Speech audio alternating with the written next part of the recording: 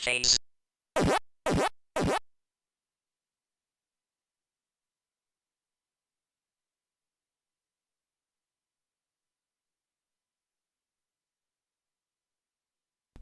Where am I? I'm meant to be on the screen. Why is the camera turned off? Let's solve this problem, or attempt to solve this problem. This was like working literally 30 seconds ago. There we go. Now I'm on the screen. That's better. I don't know what's going on here at the moment, actually. Well, there you go. Okay. So, it's quite rare these days that MAME adds support for a game that wasn't previously emulated at all, because most things are known about, most things are dumped. Anything that's not dumped is incredibly rare. And that is the case with what we're going to be looking at today, really, which is a game from 1979 that was developed by Sun Electronics and presumably sold and distributed by Taito. The information on it before it was dumped and emulated suggests it was a Taito game, but on reflection it does look very much like it's a Sun Electronics game. So this was added a week or so ago, and there have been improvements over the course of the week, improving the emulation. The initial check-in was from Dillweed and Osso, and Hap has been improving it. And here we have the game in a playable form. Now, let me just switch to my vertical view. Okay. And let me full screen it, and here we go. Now, you will notice there is no sound emulation, because I think this is one of those that's so early it's just discrete sound. And the gameplay is fairly simple. You've got your crosshair, you move it around the screen, up and down, left and right, and you shoot the enemies. There's a radar in the top corner, but best I can tell, the radar really just acts as a counter for how many enemies are left. You don't have any navigational control over where you go. Moving to the edges doesn't seem to change anything. So I think it's just a fancy, this is how many enemies are left on the level counter. So yeah, you've got to shoot the enemies, and they'll drop bombs, and they'll drop other items. And if the items hit the bottom, you will lose a bar of fuel. And if you lose all your bars of fuel, quite predictably, the game will be over. Now I guess the novelty for this one is the Starfield. It's zooming in. Starblade, but no polygons.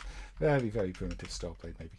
But yes, so don't hit the bomb. There you go. Yes, so if you hit those like a smart bomb as well, it blows the things up on the screen. So there's not a huge amount to say about this game, from what I can tell. There were pictures of it on emulated sites. I think System 16 had some for a while, and it's just one that nobody really knows much about.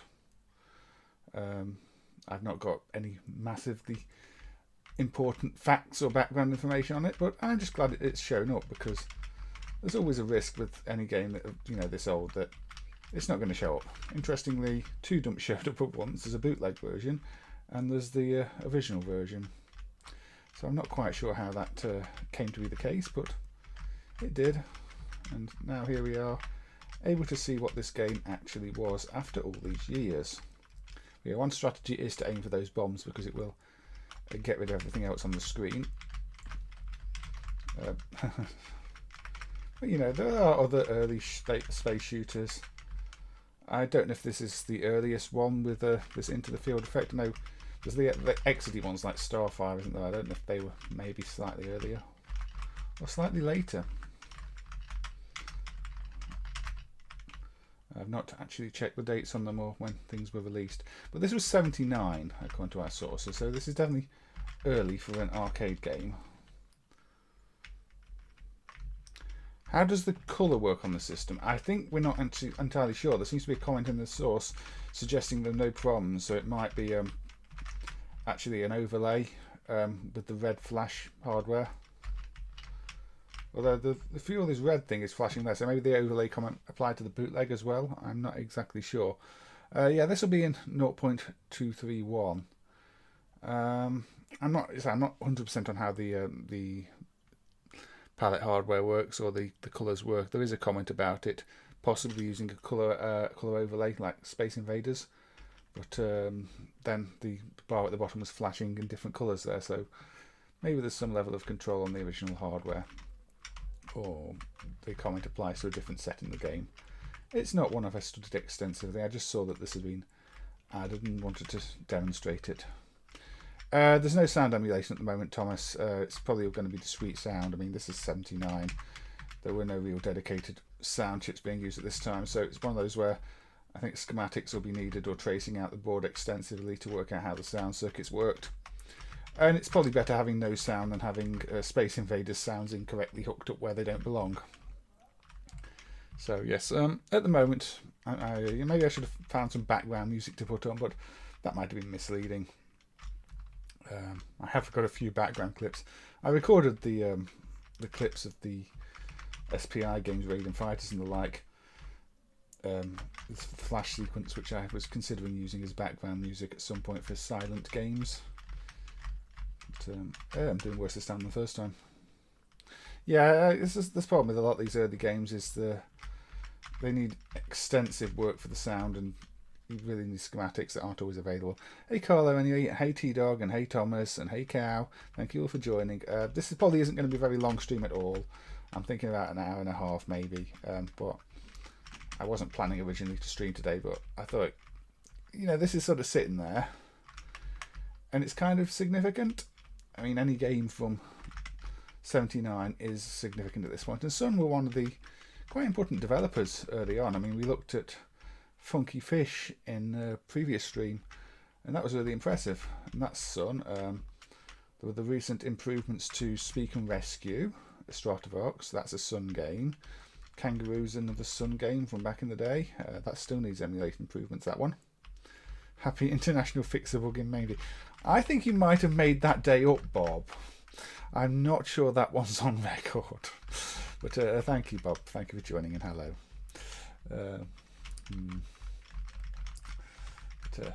I haven't actually fixed any bugs today, unfortunately, for Fix a Bug in MAME Day.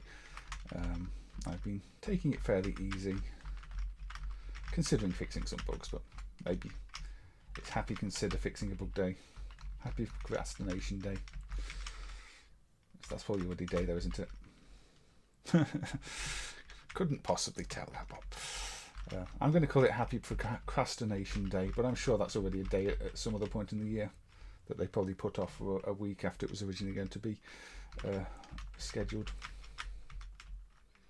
Oh, I've actually got to another round. 25 enemies. So I don't know if there's actually much evolution in terms of the gameplay with this one, but it's a solid enough execution of the concept. It might have benefited from analog controls, not a joystick, but then it might have been too easy. And again, we're dealing early days here.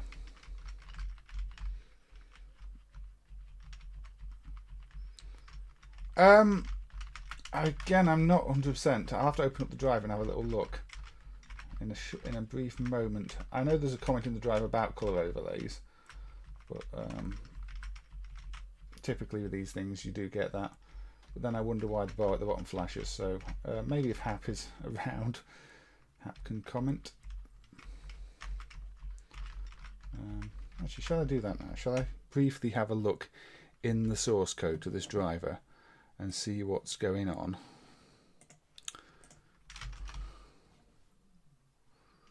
Let's have a peek. So, no, there were no colour proms. At least not there. There's a big table of colour data for one of the games in the driver.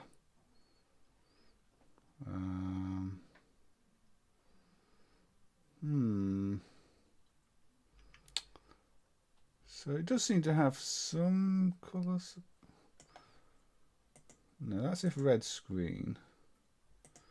Off the top of my head, I'm not entirely sure what it's doing.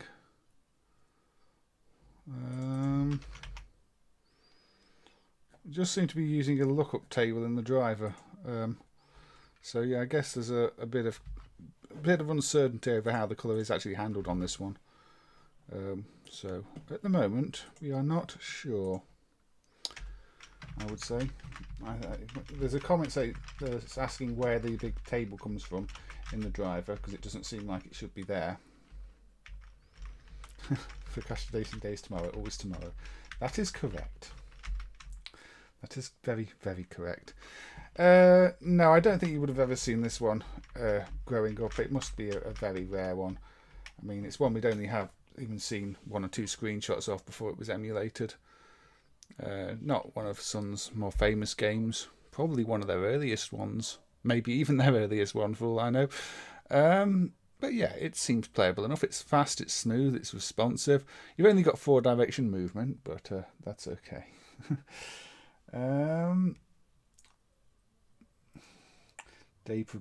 Procrastination, day procrastinate, so it'll be tomorrow, cow. Yes. And yes, Peter, it is great to see this one preserved. I'd say it's a bit of a surprise too. I mean, I don't know if there was lots of going on in the background to get it done that I just wasn't aware of. But yeah, it's preserved now and it's playable. And it'd be nice if the schematics get traced out either from the board or if there are any available, and the sound gets emulated. There is also a comment in the driver asking if the sound is the same as the other game in the driver, which I will probably look at shortly actually, because again, it's not really a game anybody talks about. So may as well while I'm on the subject. Other very spectrum-like colours. Yeah, they're primary colours on a lot of these. That's how either the bands work. They're just primary coloured bands, or if it's for the very simple early colour circuit generation, you'd have 1 bit per colour channel, so you just get the primary colours like the spectrum. So whichever technique you use for these early ones, they tended to end up with very primary colours, which of course the spectrum was well known for and managed to make a really good job of. All the bright and vibrant games on the spectrum. Although the spectrum really benefited from having that bright attribute as well, so you had the 2 different shades of every colour, which people tend to forget if they're just talking about the colours the spectrum could display. It couldn't just display the basic colours, it had a bright and dark version of each one. A regular and bright version. This will be in 231, yes, Alan. I just thought I'd give it a quick demonstration now. The code that I'm running is already checked into the GitHub, so I just thought, I've seen it been there for a few days now, and there've been some improvements over that time. And I thought, I'll give it a try, have a look at it on stream, see what it's like. So my first time playing this was actually today, just before the stream. So I realised it was playable enough to show. Worked out a little bit of strategy, like shooting those bombs there, and decided, yeah, I'll go with it. So what we're doing here, if you can't go below a certain point on the screen with your crosshair. So if you let the bombs drop too far, if you go below that point, you can't shoot. So once you see a bomb go further down than that, that bomb is going to get to you. Now, there's no copyright displayed in the track mode that I can see. I think if you hold down service on boot, is it service on boot? I don't know. How do you get any kind of service mode? Maybe not. Maybe there's no service mode on this either. So yeah, I don't know. High score table on. There you go, you see. You've got to switch to display a high score table. So does it just display it once, or does it display after each game? Oh, there you go. Best 45 in a game from 1979. So that's quite a lot of scores in a 1979 game, isn't it? Yeah, it's well animated. I'm going to quickly fire up the clone set that was added at the same time, which I believe, yeah, this one looks slightly different in colour. So this one is more likely to be a colour overlay, I think. But we'll give this one a play. I think it plays the same as the other set, just looks a bit different with the colours, which is probably an overlay on this one.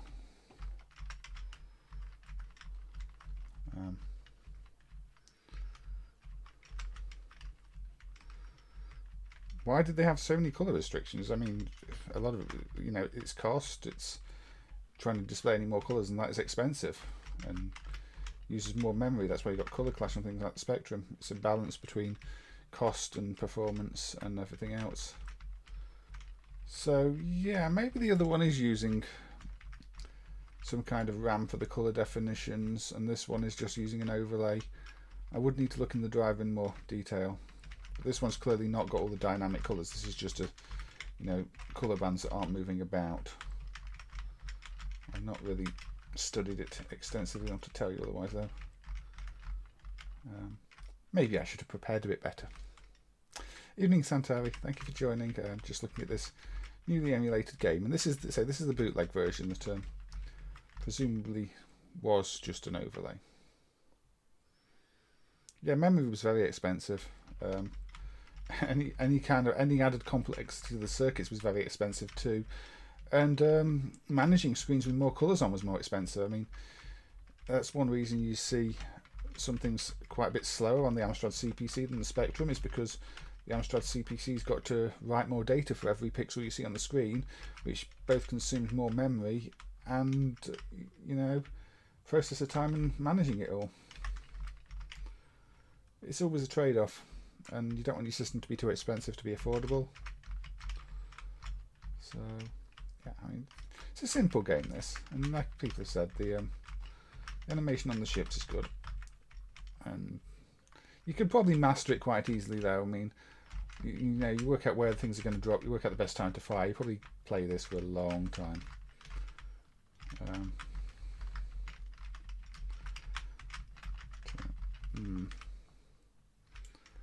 Now, I don't know how much more I'm going to play of this one, because I think at this point you've probably seen what it's got to offer.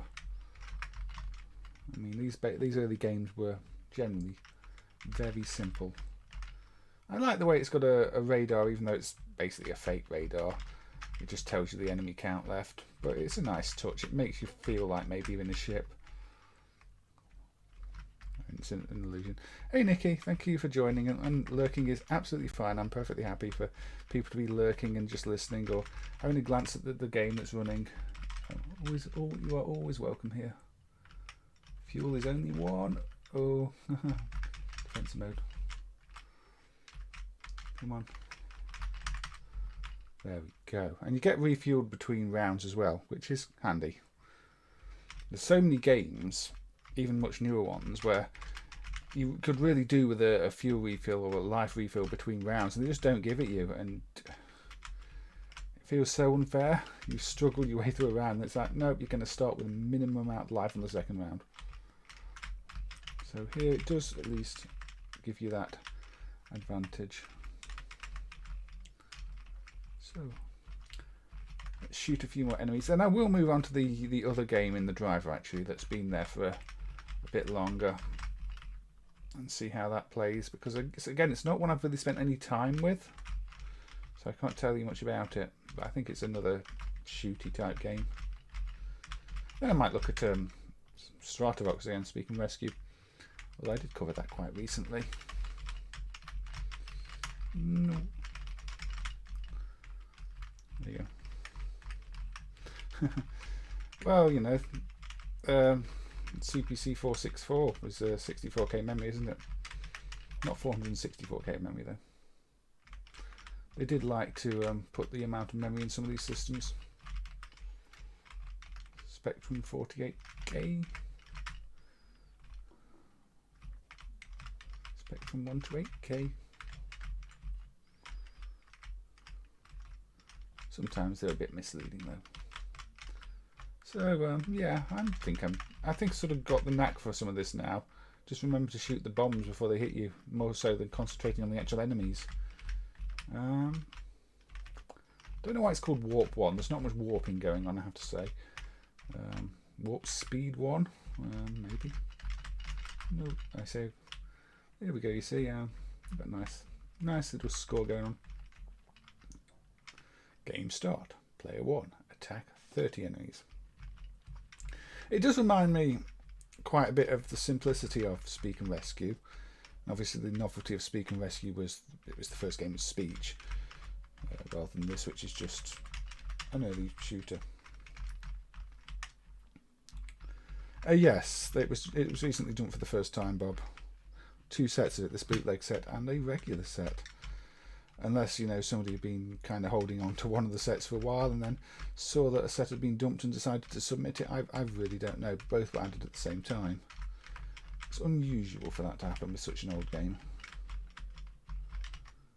You do get quite a big bonus for shooting the missiles. Look, 50 points a time.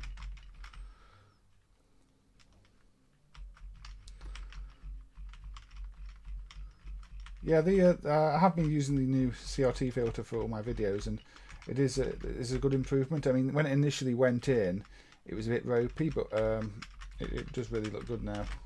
And it doesn't have that problem with the earlier version where there were trails being left behind, too many trails. Cool sound bite from Star Trek. Yeah, it could be. I mean, it is called Warp-1, and I can't think of many other associations with space and warp than things like Star Trek. I think they would have popularised it, wouldn't they? But anyway, that was that game. So let me briefly look in the driver again. This is kind of there's a colour screen update one. If it's in red screen mode, it just uses solid colour. Otherwise, it's reading an input port to get the. I don't know.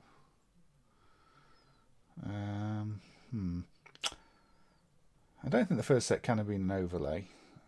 Anyway, let's just look at the other game in the driver. So, one I'm also not familiar with, but here we go. Die 3 Wakusei. Or say Wakusei, I'm not sure.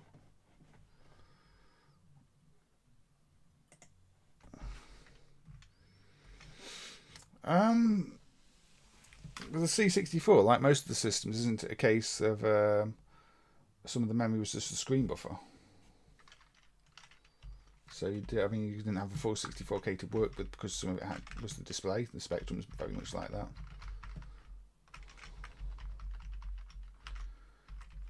Anyway, this it looks like Centipede with a Thundercats logo in the middle. That's my initial feeling. Very slow Centipede. Oh dear. Oh, phasers damaged. Go to base. Again, phasers. Set phasers to stun. Did somebody at Sun like Star Trek? Docked. Now repairing. So this is a bit different, isn't it? This one. I'm not used to a space game where you go back to base to repair yourself.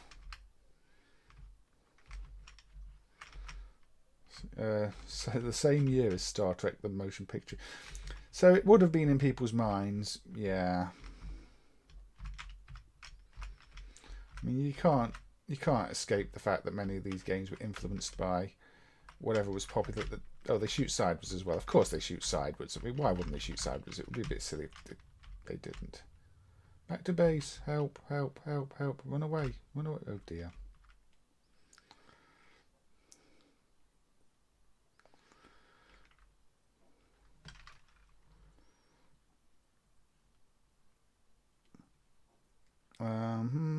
Just checking the chat.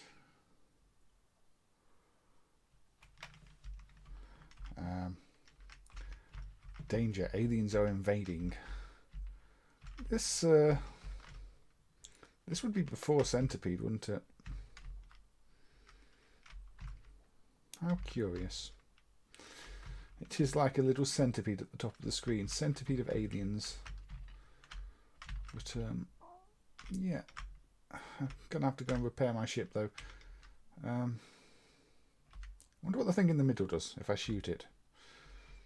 I mean, this is probably a silly thing to do, isn't it? Let's go to the middle of the screen and shoot this thing. I'll try to. There's lots of things in the way. But, yeah, I'm surprised by how close this feels to. I can't shoot it. My bullets go straight through it. I can't go straight through it. The other enemy's bullets can go straight through it. So that's quite a useless thing in the middle of the screen by the looks of it. The title of the game is literally Third Planet. Yes, they probably do mean Earth.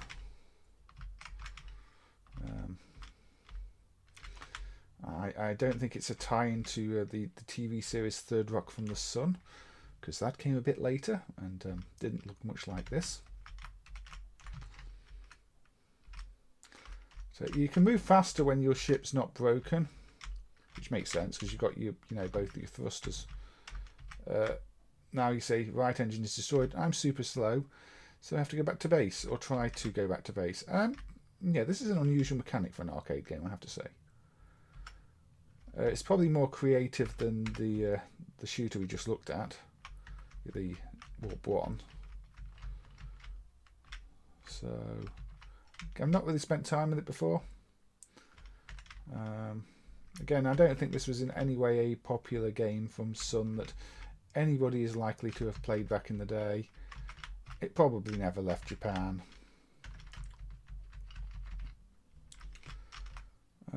I don't know if there's a limit to how many times you can repair your ship,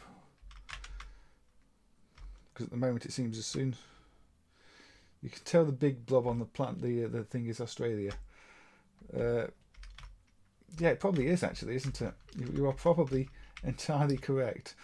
I did say it looked a bit like a Thundercats logo, but yeah, it is the Earth, isn't it?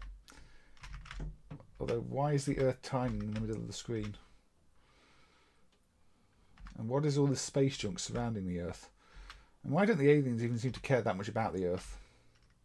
I mean, this is a big space base. It's bigger than the actual Earth. Although perspective, maybe. They seem to be more concerned about my base than... Oh dear. No. Let's get back into the base. Okay, they can shoot the base without it damaging the base. Although they can't shoot me. Oh, War 1 is over. I don't know where the heck this space base is. Maybe somebody just converted Mars. I can't move. I have a feeling this is just going to repeat the same sequence over and over again. I don't know if there's a real time limit to how long you have to do it, because they don't seem to go into actually invade the Earth, do they? They seem quite happy to bypass the Earth and just come and attack me.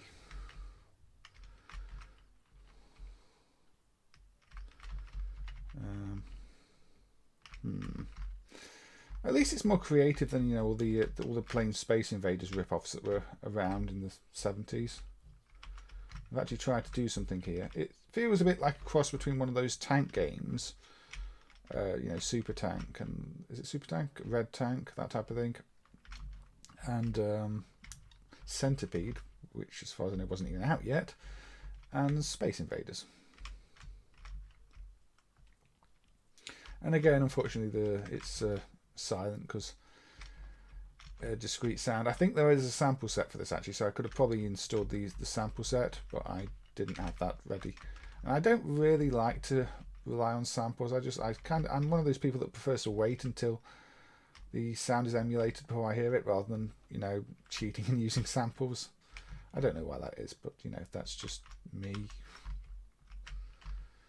And I like to experience things when the work is done and not cheat myself out of the proper experience later, or the thrill of it being done properly later, if that makes sense.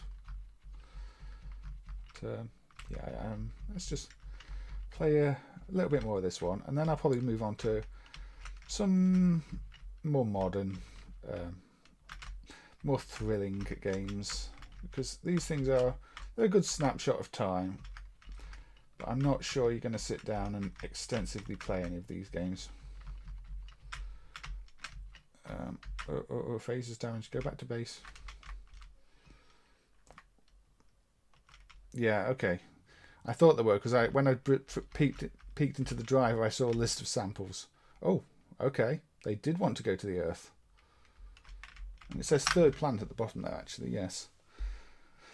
So that was a nice big explosion when they got to the Earth, and that was an instant game over. There were no lives and no second chances once they got to the Earth. It didn't look like they were even heading for the Earth until they did. Sneaky aliens, very sneaky aliens. But yeah, so That is, well, the third planet, or Die 3 Wakusei, or, yes. Okay, so what now? Okay, we've done some early black and white games. Let's play Space Guerrilla by Omori. Now, hold on. This one is the one that has the attract mode, where the alien shows us what they really think. Dai-san Wakusei. Dai-san Wakusei.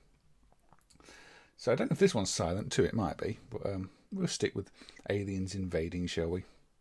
But this has the alien dropping down to Earth, and, well, yes. The alien goes back up, and the alien goes back down. Alien goes, you know, oh dear, I really need the bathroom. And that is the most memorable thing about Space Guerrilla. And yeah, we've got Space Invaders sounds. I'm going to turn down because, you know, I should probably turn them down. I think I might have played this more before on stream, but why not? While we're doing early games, let's have a look at this one.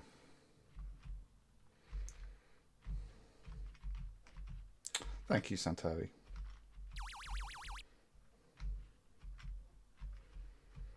Say Wakusei, and you're close enough.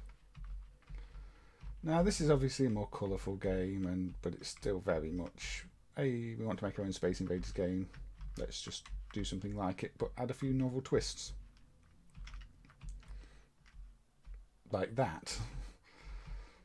You know, these aliens are coming down a bit closer and blasting it. Now, Omori are one of those companies that don't have that many games. Although they all are all a little bit different, all memorable in some way. Except maybe Skylove, which is more or less just Space Invaders.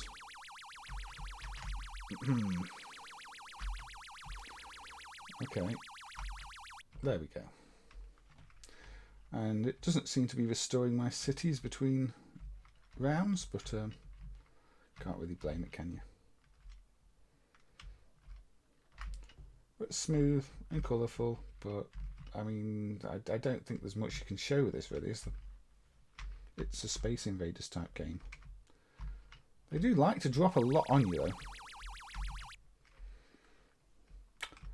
So, when I said more exciting, maybe I was lying. Although they're very low now.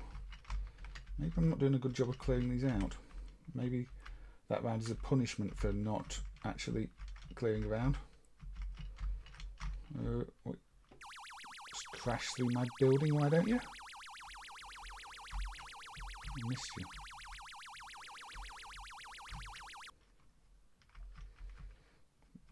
Do I shoot it? Do I collect it?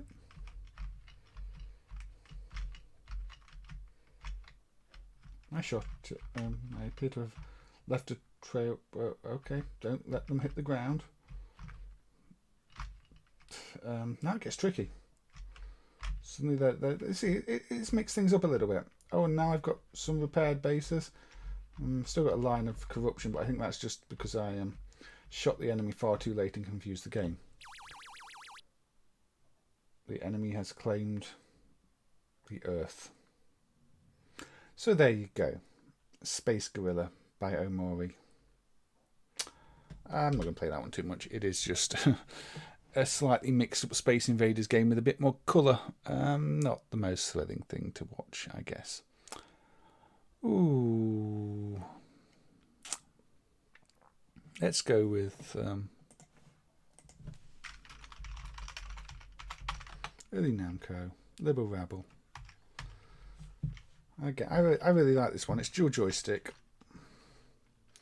surrounding pins with elastic bands. Really, is the best way to describe it. So you can see the thing in the trap mode. Now we've actually got some sound. I was missing emulated sound. But yeah, so the attract mode is not doing a very good job of anything. To be polite. Okay, let's play. I can do better than the attract mode. You see, you've got your pins, you draw your lines around them, and then you cross them over and it makes shapes. And then you can do it again.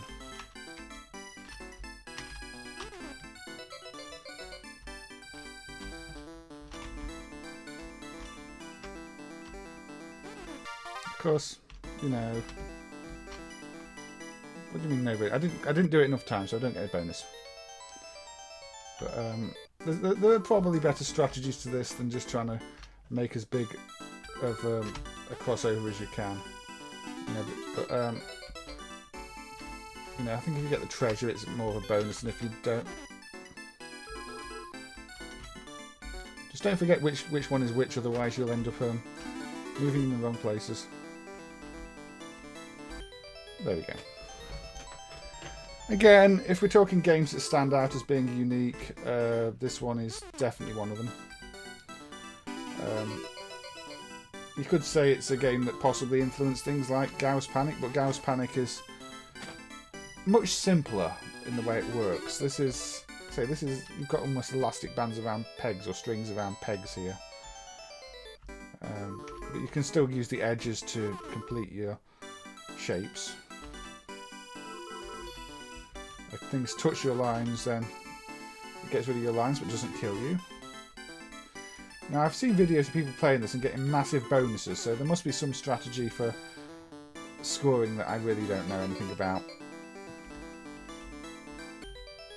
But even if you don't know the scoring, this is actually one that's good fun to just play.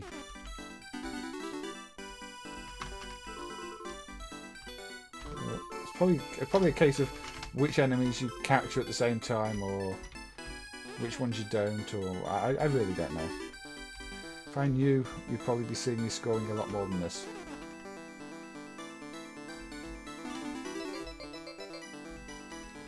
Again, this is demonstrating the creativity that you saw with some early Namco games, though.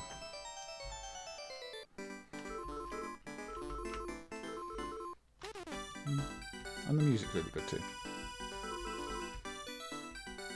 And it's definitely that distinctive early Namco sound.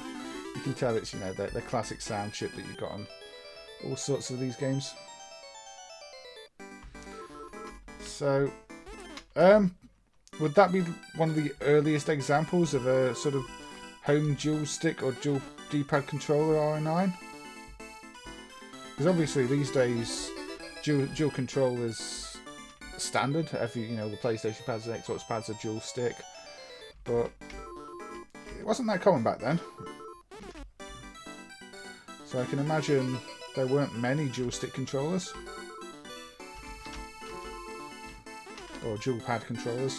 This is really, you know, the same type of thing, same idea.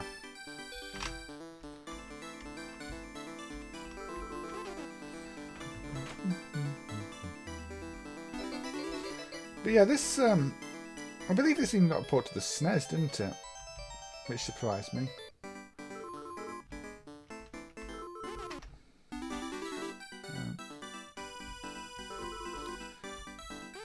I think if it was two D-pads, you'd just get used to it as if it was two sticks. I mean, there are quite a few games that use the second set of buttons on a SNES pad like a second D-pad. So I don't think it would be that strange to play. Now it goes through the seasons apparently. Don't run straight into things.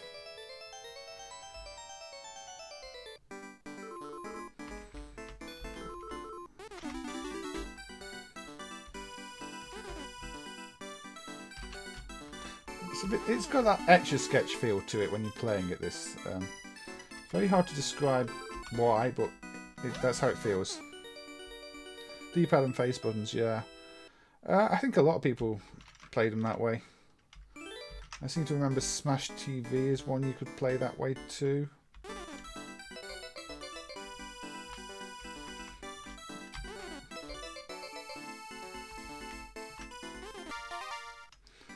Oh yeah, Season 0. to get the treasure. Good luck. But yeah, if you think about it, it isn't really too different to what you'd be used to. It's just a case of how those inputs are presented.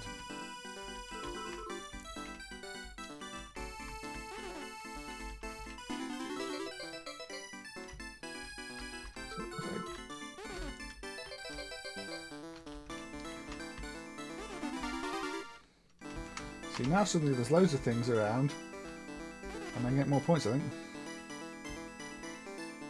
There you go. Flow. So now I'm not just trying to clear the level, I'm picking up other things.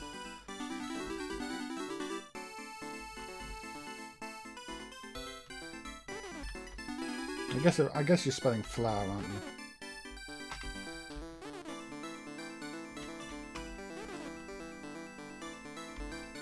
Still have to get the little mushroom ones, I think.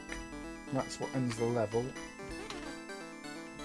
Anyway, yeah, this is one of those games where if you've not played it, I would highly recommend playing it. And as you can imagine, it's fairly easy to actually configure it on a modern system which does have twin sticks, or again, either the face pad and the D-pad. Either way would really do it, and you can play it. You don't need any buttons, apart from your coin start, but they're not really what you'd count, are they? Now, I don't know how you're meant to score high scores on these levels where there's no obvious extra pickups to get. But maybe that's... Oh, there's a pickup there now, but I missed it. So I'll try and get this. Try and get this pickup.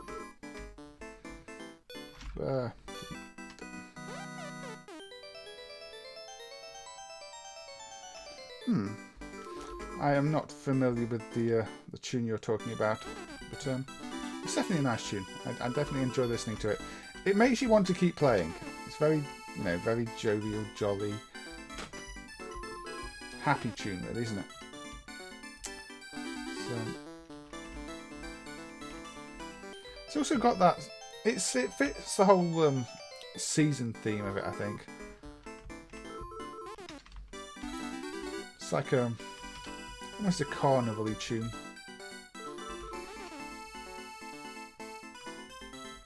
If you think of seasons and seasons passing and celebration of seasons.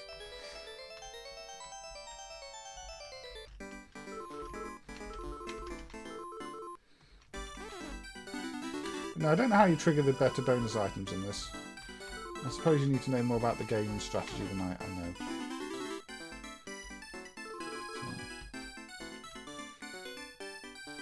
It seems like one of those where there's a lot more depth than you initially see when you just try and play it.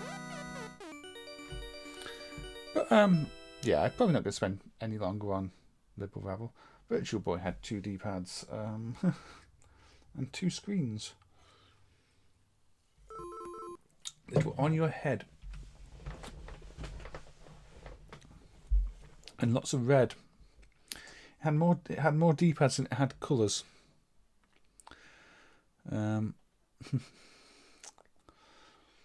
Right, where shall we go? Let's go with one that's not 100% emulated, where the sound is probably going to drive you mad. But here is A Day in Space by EFO SA or Cedar. This is one of the Magnet System games.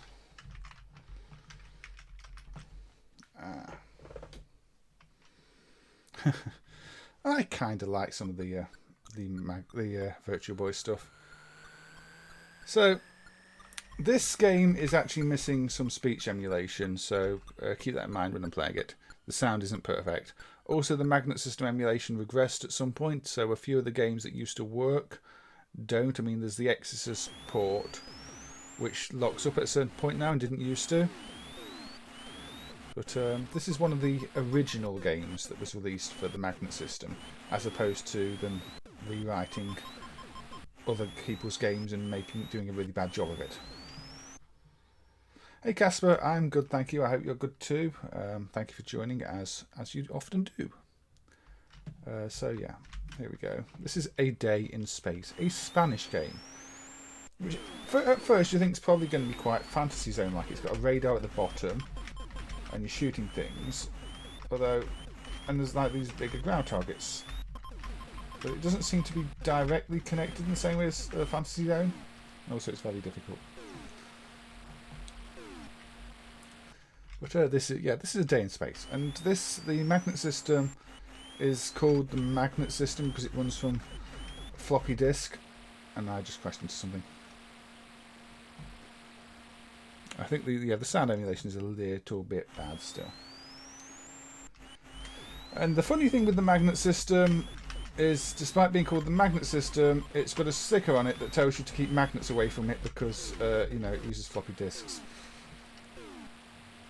I've lost all my lives now. I think you can get in service mode and increase the number of lives, so I'm going to try that.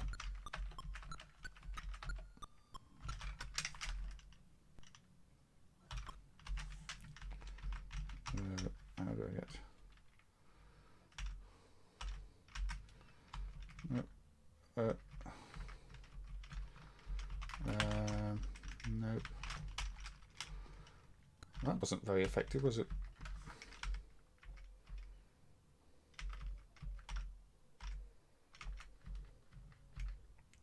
Difficulty level, automatic, no, 1. Lives per game. That sounds like a good idea.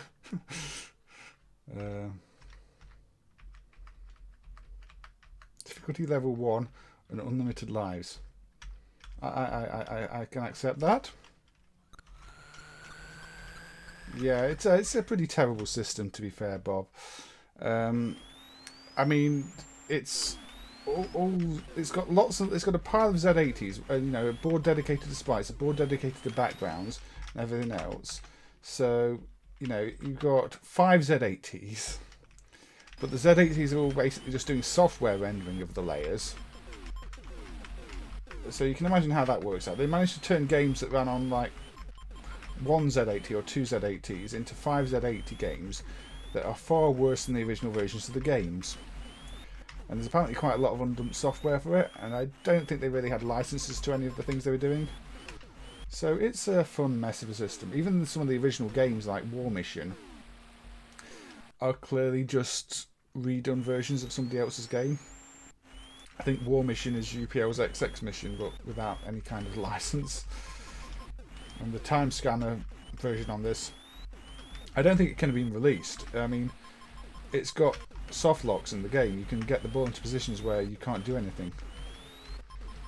And the physics are just completely wrong. Yeah, I don't think Nintendo are ever going to do anything with the Virtual Boy. I think they do see it as a source of shame, as you say, unfortunately. See, I don't know why. I mean, they could re-image the games. Some of the games were quite good. Add some colours to them. And you know, you're left with something that might actually be enjoyable. If there's never a proper VR system again from Nintendo. I don't know. The problem is these 3D fads seem to come and go. I was really impressed by some of the 3D games on the PS3. Shadow of the Colossus, I think I mentioned before, with 3D glasses, is a great way to experience the game. But then all the TVs stopped being 3D TVs again, and you got VR instead, and I don't know. But yeah, the thing at the bottom looks like it should relate to the bigger bases along the screen, but instead it just seems to be almost a timer for the level. I think it expires, maybe you have to kill a certain number of enemies, just not directly connected to the bases or anything else. Now I am persevering with this because there are more stages, and I'm not sure anybody would have seen them, but there are more stages. One of the funny things is some people do have fond memories of the magnet system. I saw on a post for another forum, I think it was the MARP forum, somebody had been asking about a game they remembered from many years, and it turned out to be a magnet system game. And they must have spent many hours of their youth playing it and not realising it was this obscure Spanish system that was full of bootleg games. Reprogrammed bootleg games. None of them use any of the original code. They are all reprogrammed from scratch games, or new games in this case. This one and the Burning Cavern are the most notable of the actual original games. But no, so you change your ship type. Now you get these things that actually hug onto your ship, and you have to try and get rid of them. And then those things attack you from the side. And there's mines. So we're back to underwater games. But, yeah, but very big player ship, which doesn't help matters. And you always go right next to the edge of the screen, which is not the best place to be. Limits your manoeuvrability. Not in this stage as much, but in the other stage you did. But yeah, the mines, you get close to them and you move, but things will home in on you very quickly. And it's the same thing. You see, once that appears, if you don't immediately get into the right position and shoot at it, then you are dead. It's the same as the attacking things on the other stage. You have to get around them and shoot them. That means don't get these things attached to you, because now your movement's terrible, and now, you know, I'm dead. You can tell this is a Spanish game just based on the difficulty and general cheapness of a lot of the deaths. I mean, anybody familiar with the Spanish games on, you know, their home computers would tell you that is something you often associate with Spanish games. They like to be needlessly difficult.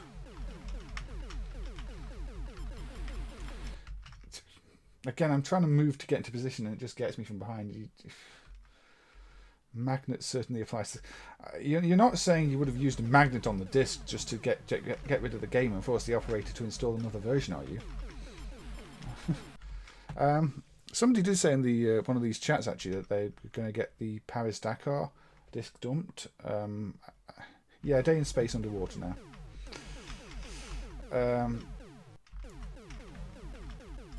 And that'd be good to see, actually, because I think Paris-Dakar might be another one of the original games. Although we did have a disc of it that was just broken, because, you know, discs from the late 80s. I think all the games came out around 87, so you're talking about floppy disks from 87 that have been custom formatted to get extra data on them, so they're not in the most reliable format in the first place. They've got odd track numbering. They've squeezed more data onto each track than should be there. Even, you know, to convert the raw images that were being sent, I had to hack up a copy of the floppy interpreter software to actually give all the data from them. It was a bit of a mess, and certain drives won't read them properly, or you'll get consistent results but different results with different drives. So we're not even 100% sure all the dumps are good. Even the ones that, you know, dumped reliably, you could dump it reliably on one drive, use a different drive, and a few bits would be different, but again, it would just reliably dump. And yeah, it's a mess. I mean, even, you know, there's sometimes the original drive wouldn't load the game, but then you get a good dump from another drive. I don't know. It's definitely a concern. So any of the games that on the system that show up, we should be grateful show up and are dumped, even though, you know, they're of questionable playability. And I'm persevering with this one for a little bit, because again, I think there are other levels, although I don't know if we'll get to see them.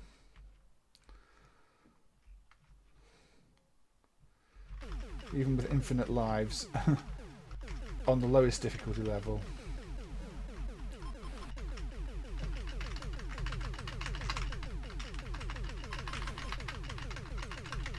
Maybe this is the secret. Don't ever go left. This can't be the way to play it, can it? Just ignore the fact you can move left.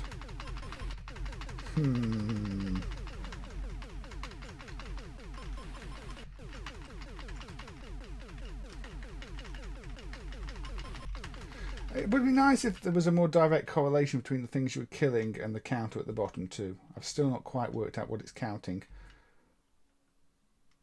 Or at least it, you know, it is saving my progress, I've not got to restart the level. See, that's when you do need to go left, though, to avoid those up and down movement alone. I don't think would have got me out of the way of that. Maybe Paperboy is happening on a different planet. Is it ever stated anywhere that that happens on Earth?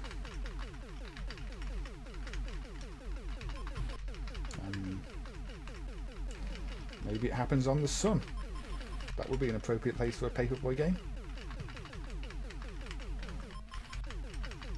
Although I think there'd be more fire in the Paperboy if it was on the Sun. So yeah, apparently just going in one direction is sometimes a better strategy than trying to play the game.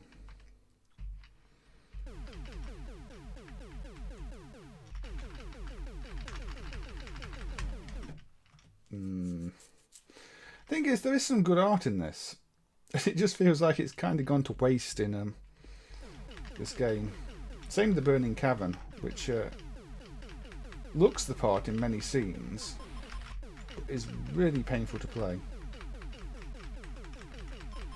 So maybe the actual counters of regular octopus things, which is why they look like the regular ones, but they don't decrease each time you shoot one of them. Paperboy I never played in the arcades. I played some of the ports, which are probably looked on quite badly these days. You know, the black and white Spectrum port. I think the CPC got 2 ports of Paperboy.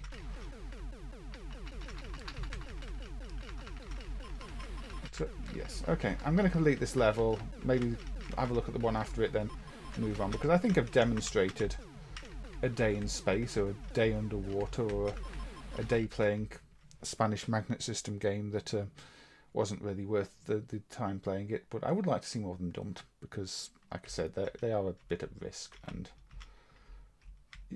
I think just for the artwork, that they're worth seeing.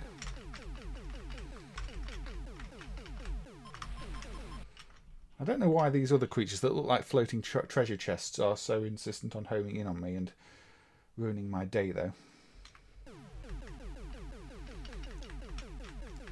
Yeah, that was the novelty with Paperboy, really, wasn't it? You had the bike controls, and it felt like you were on a bike. Not in the prop cycle, you're on a bike sense, but still. Right, so what we got now? Oh, look. The gameplay changes completely to shooter. No, I don't know why either. Suddenly, a day in space is now a day in a cave with a bird statue and lots of birds. We are on the planet of the birds, and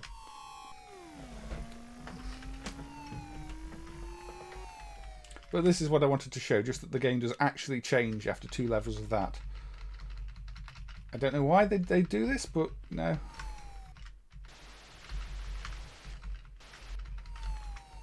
Apparently they did.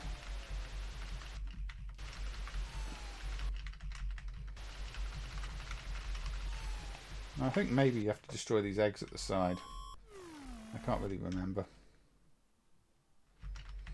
Yeah, bad version of the one-time pilot.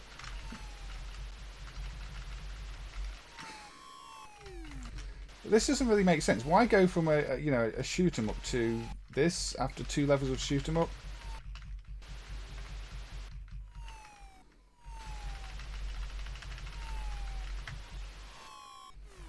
It's feels very out of place, this level. Is this saving my progress? This is still saving my progress, okay.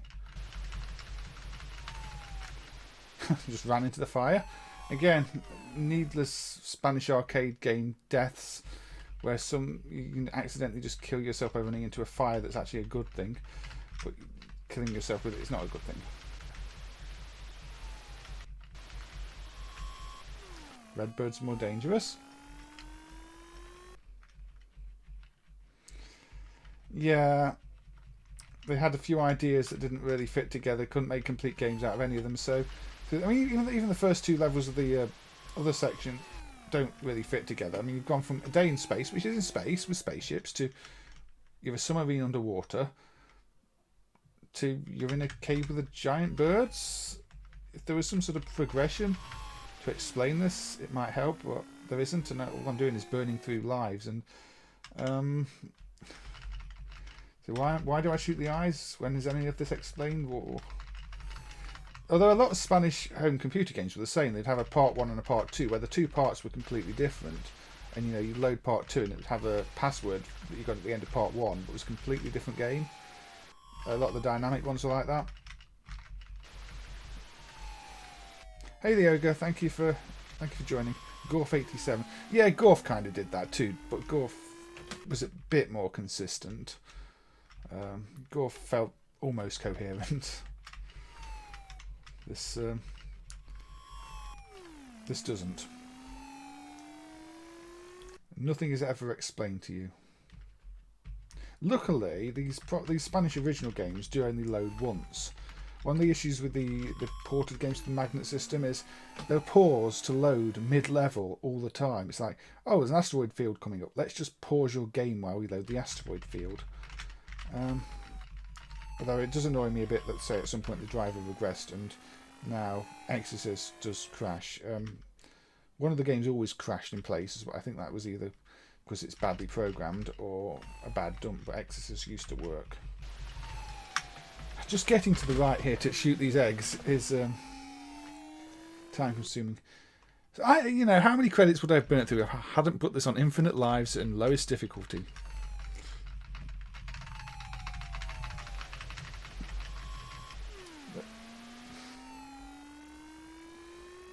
I've destroyed the eggs, just let me out.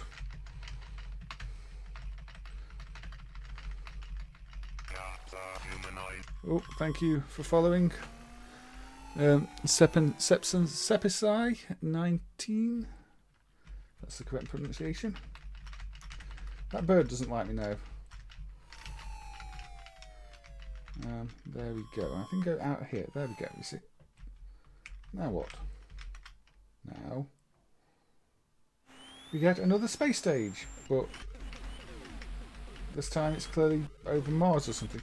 You get the idea. And again, I quite like the background art they've got going on, but this is one that locks you more to the side of the screen, where the underwater level locked you in the middle. Again, I think it's probably easier just to go in one direction though, unless you're actually trying to avoid something. I won't say don't play these games or don't ever have a look at them, but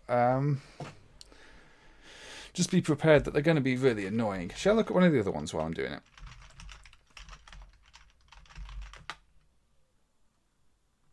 I don't know if it has any other types of stages after that, or if it just loops after that stage entirely. I can't remember. I think I did play through every stage when it was first added. And hey, Mass Ninja, thank you for joining. And hey, Mick, thank you for joining too. Gauss Panic 2 PCBs are very common mix, so I think there's plenty of devs that have already got them, so I don't think it would really change much. Let's fix the orientation. So, you know, just enjoy your PCB that you have. So again, I think this is going to be the same artist as the previous game, and again, this is missing speech emulation. But this is now the first part of this game is land the ship. It doesn't explain this to you, but if you don't land the ship, it's just that, and that's one life gone.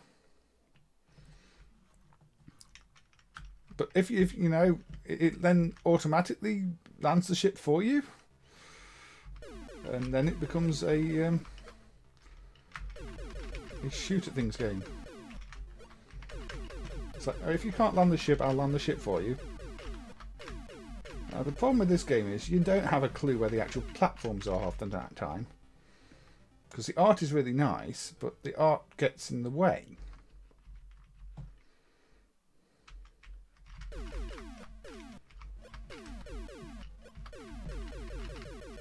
Let's actually get into the burning cavern. I think there's probably meant to be a speech clip at the end of the level there, because there's a bit of a pause.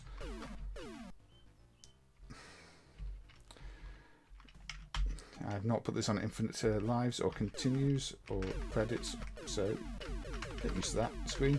Now, I think if we go down here,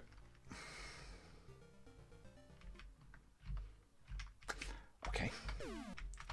Again, it kind of looks nice. It's got a bit of style to it, but it's more like a home computer game.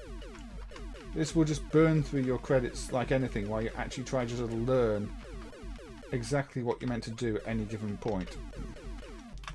And then you have to remember to put the rope back up, and you have to know where to use the rope in the correct times, the exact positions for anything to work. Because you've got these hooks, but it's never quite clear when you can use them. So can I just jump up there? I don't know. It's really learn each screen.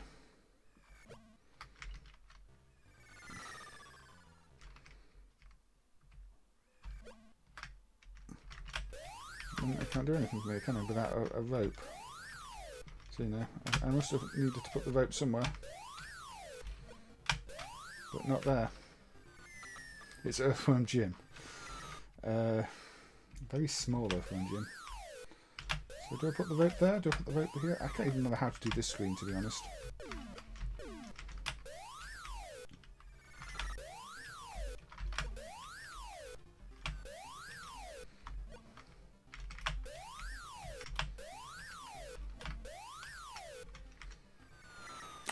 Now, this is the problem.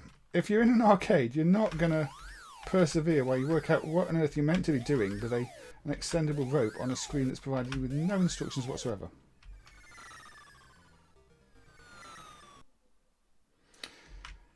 Apart from Rock and Rope being a far superior game in every imaginable way. See, I'm just burning through credits while I try to remember. There we go. Pixel perfect placement will get the rope up. So try it exactly there, and you've got a rope you can go up. And I think you're meant to get the boxes, or maybe if you don't get the boxes, you can't complete the game. I can't remember now, but there we go. That's how you do that screen. Extremely frustrating obstacle. Yes.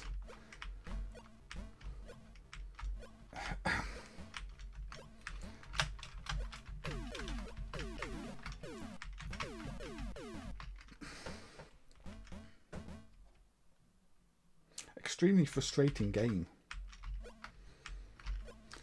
I mean, again, I'm really glad to see these emulated, but they are infuriating. Look, you can shoot the lights out, and then you can't see much, which doesn't help you.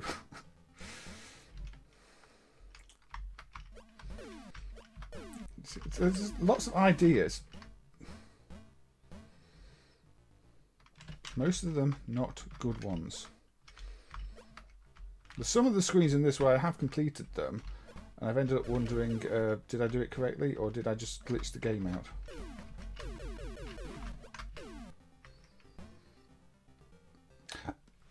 Also, one thing I've not managed to demonstrate yet, the game engine, if you're on a rope, does not run other projectiles. So if you get to the screen where, if I manage to get to the screen where enemies actually shoot at me, and I jump on a rope, I think it actually applies to your own projectiles too, so I might try and demonstrate that if I can remember. I don't know what they're breathing at me. I don't think it's a graphical glitch because there aren't any more palettes for it to render from, so I think they're just breathing green fire. So that's...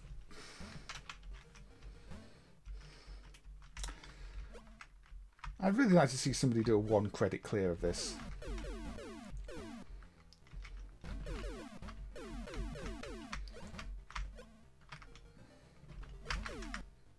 Let me get to demonstrate. Maybe a 20 credit clear of this.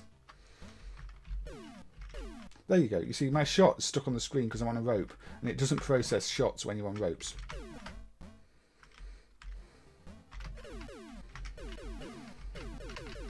Look, you can't even always kill things. Your shots hit them, but if they're not in a position where the game wants them to die, they don't die. And this is one of those where the longer you hold a button, the further you jump. So there's that.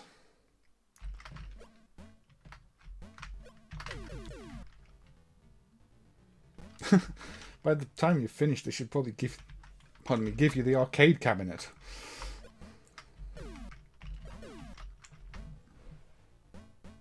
These aren't even the difficult screens.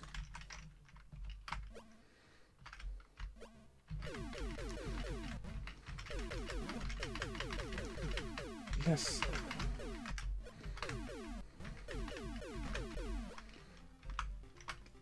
And the controls are quite unresponsive. Sometimes you press jump and it takes the right input before it takes the jump input, which again is annoying.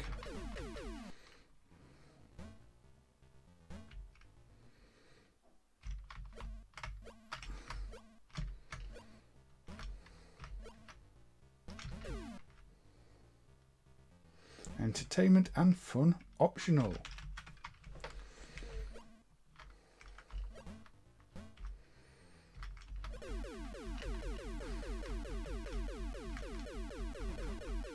I'm sure it should everybody forget something.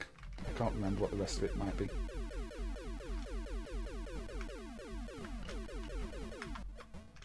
Everybody forget other games. The sound is more makes me think of Atari ST than Amiga. Yeah, everybody forget other games, and you might think this one is playable.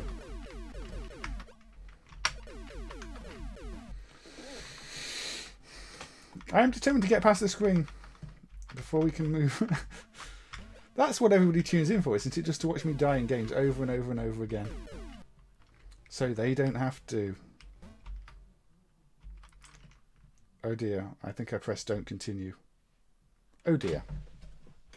We won't be seeing past that screen because I don't want to get to that screen again. I didn't make any save states. I don't think the save states quite work anyway. Okay.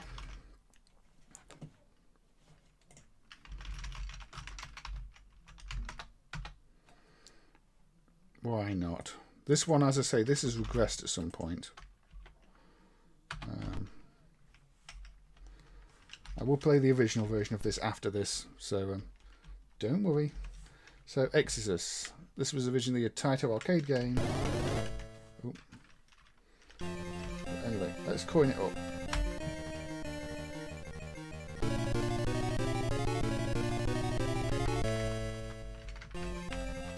Let's pause while I load.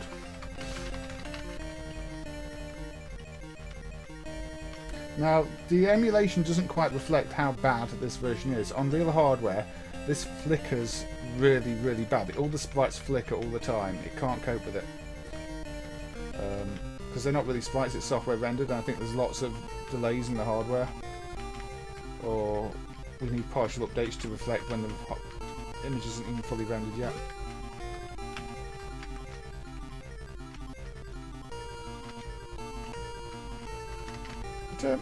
So far, it looks like they might have done a reasonable job.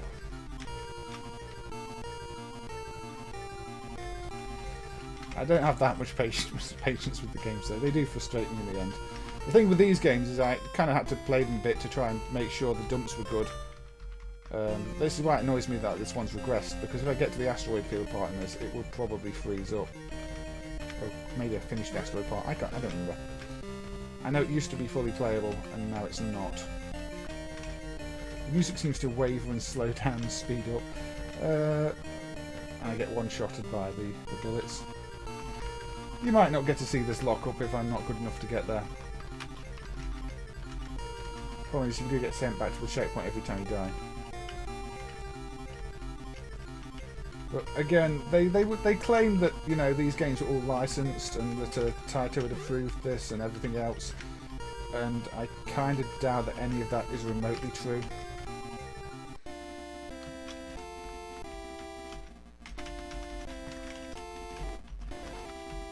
Yeah, the continue screen's reset it, I think. Oh no, it broke, it reset it. It paused, it wasn't accepting the inputs. I really don't know.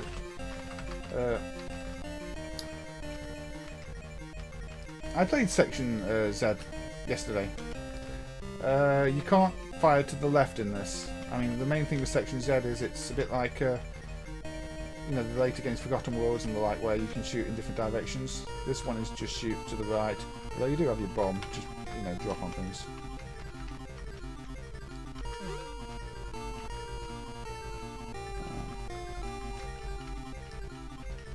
I guess you are sort of shooting to the left with the bomb, but it's not really shooting to the left. You're not turning around to shoot to the left.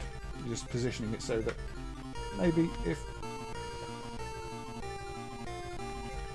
Right back to the start again.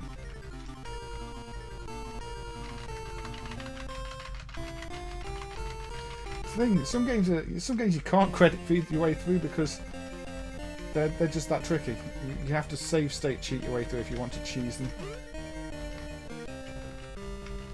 You should just have to take them out really quickly before they do anything nasty.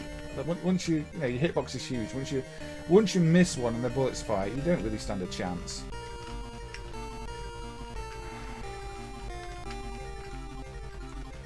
So this is apparently turned into a let's look at terrible magnet system game stream. But that's fine with me. I have so mixed memories about these because I kind of enjoyed trying to get them emulated, but yeah, I think it's loading at the start of the continue screen. That's why the timer doesn't go down initially, or something. Or it crashes, or I really don't know. It doesn't make much sense.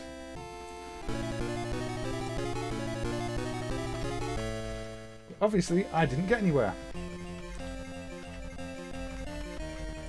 These aren't our... Oh yeah, the music's pretty good. I do like what they've done with the music. I don't think it's the same as the original music. I will put the original game on after this. The original game is one of those actually where there's apparently a version available with sort of a mirror setup, so the image appeared in layers. So you had a real sense of depth to the image. Taito also did that with Wyvern F-Zero.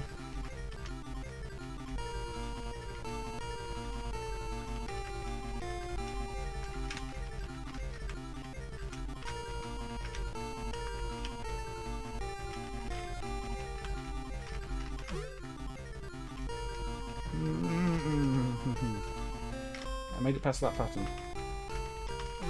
I transformed. Now it's a bit like a transformer, Astro Flash. Meteor Zone. I think it crashes after the Meteor Zone. It's loading. Does it actually manage to load?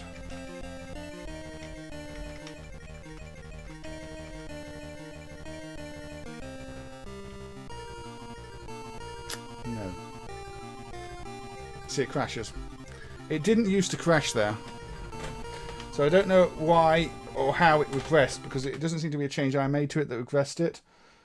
But it didn't used to crash in MAME at that point, and at some point it started crashing in MAME at that point. But the driver does have quite a lot of quite ugly hacks in to get things to load properly and work around whatever disk protection there was, so I don't quite know. And there's 5 CPUs all trying to communicate, all trying to share RAM, and it's a real mess. So let's load the original, which was also released in '87. So they converted that over the system actually pretty quickly. Now this uses 3 main Z80s for the game and 1 for the sound, as opposed to 5 for the magnet system version.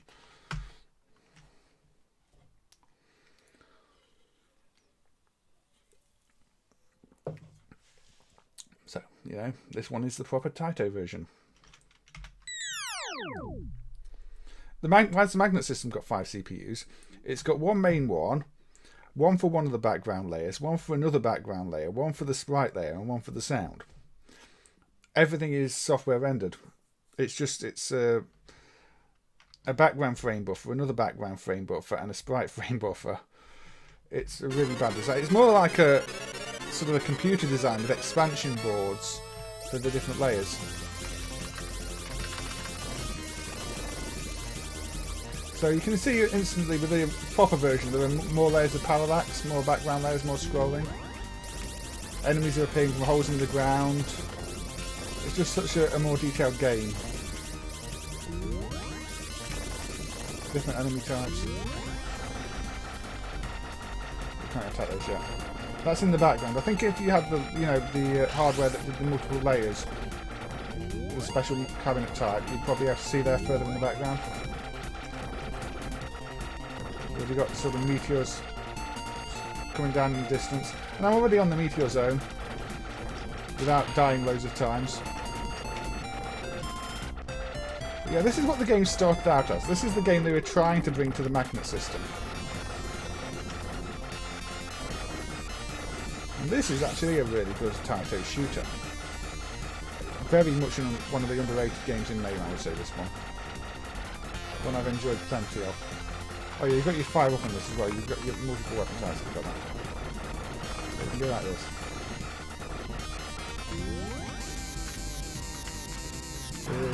Still get hit though. Go back a little bit. So you can see the original version is quite a bit better than the magnet system thing. And that is you know, a common pattern for any of the things that got converted to the magnet system. I mean, we can have a look at Time Scanner in a bit if you want.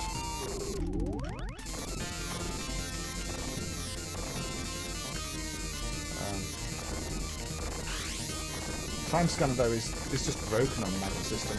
And it's not just an emulation thing, it's broken on the real hardware.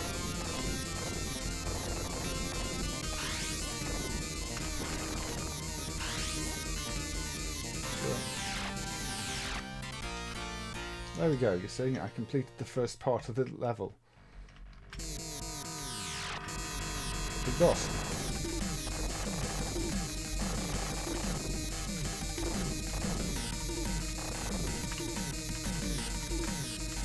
The controls are also a lot more responsive on the original version. The magnet system seems to have some annoying control lag, again probably because it's got just data being passed all over the place.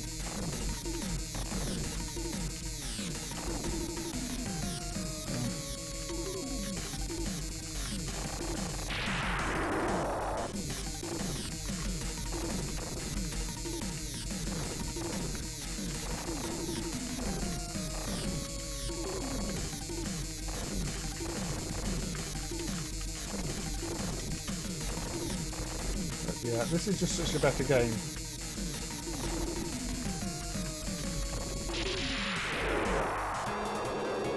Yeah, I mean, I like the rendition on the magnet system. And even in Custado, thank you for joining. Hope you're doing well. There we go. So, you know, next level. Different planet, different enemy types. I kind of I always get a Darius vibe from this too. It's not got the fish and the big, you know, giant battleship is approaching things, but as far as horizontal shooters from Taito go, that's kind of how it feels a little bit to me.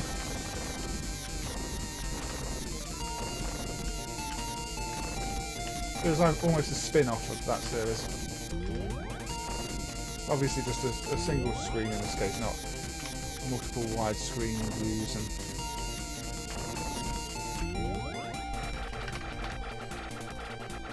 ice pole, limited shooting. So you make a hole in it and you get through the hole. Kind of R-typey, isn't it? Puzzly. It's a horizontal shooter, so it's going to have, you know, environmental hazards.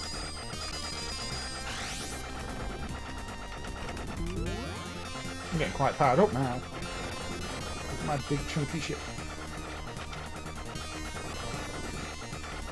See, I'm enjoying this one about 10 times as much as I was enjoying the magnet system version. And the magnet system version, even if it didn't crash at the meteor point, really doesn't get any better. It's just the same very limited game over and over again.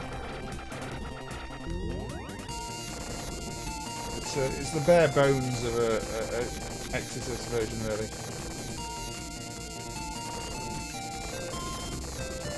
Okay, we've got the high score. I don't usually do this well at this game. I don't know why I'm actually playing this one reasonably well. Maybe it was the warm-up on the magnet system version.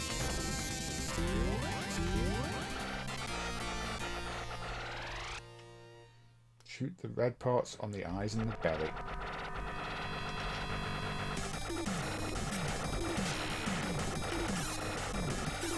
Hello, Space Yeti. So this could be called A Day in Space. Far more fitting.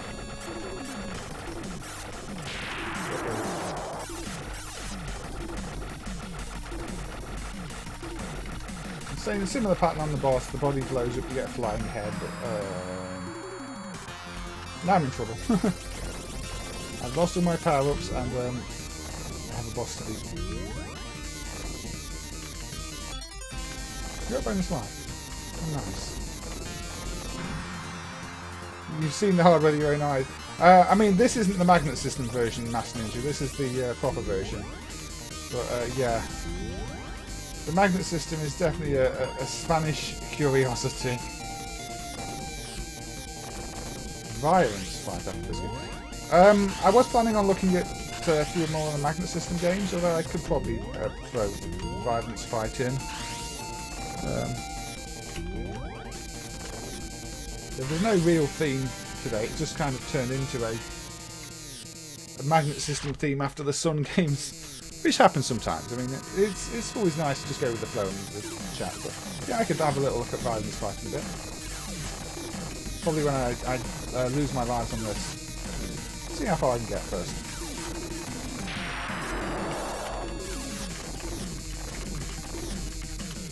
I don't see any point in continuing after this, because it's actually been a reasonably good run on this game.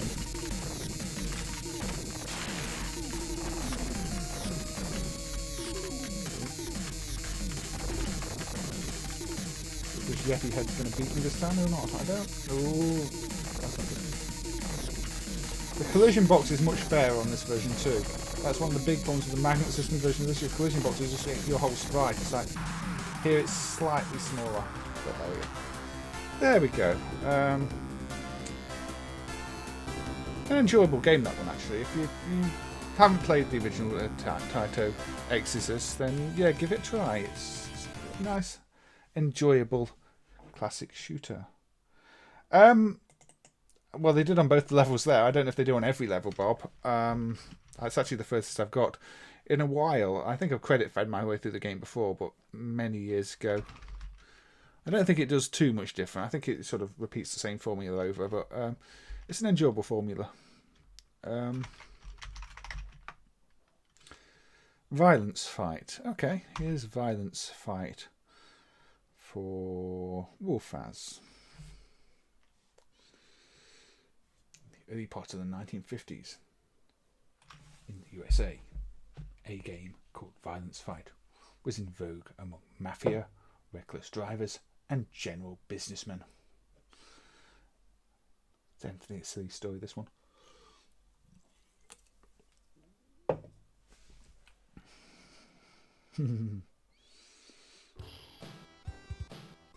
Anyway,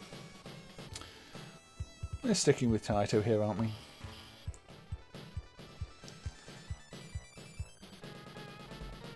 Shall I just credit it? Put a credit in. And I think I might have played this one on the stream before, actually, but always play it again. It's kind of a bit like Pit Fight.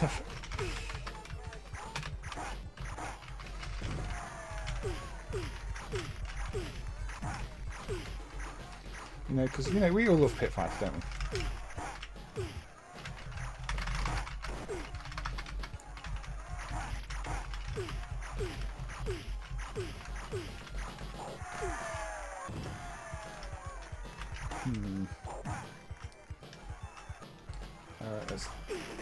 There you go. Yeah. Is there a bat somewhere here? I missed. Now the scenery's getting destroyed. There we go. Go gone. To be noted, the player's name is Bad. I didn't pick up on that, Zontar. These bad games often have references to things like bad in, don't they? I've noticed this in a few of them. It's like the programmers kind of knew they were working on something bad and just put it in the net, hid the reference to it somewhere. Let's just hit you with them. Yes, it definitely has a pit fighter feel to it, doesn't it?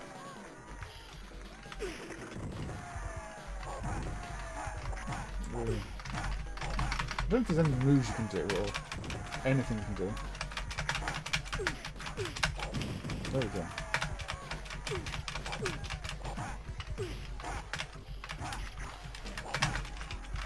Now, is it Dogon? It might be Dogon, I'm not even sure.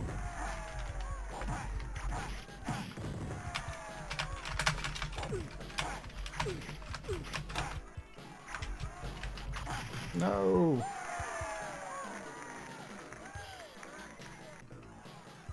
Computer score a point over. Are there any moves in this that, you know, to do? I don't even know how to trigger that one.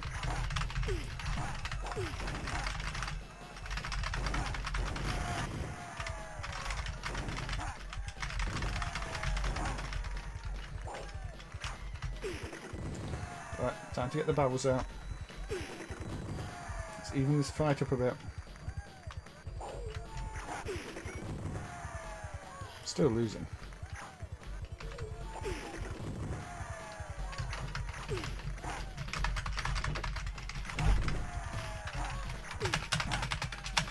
No.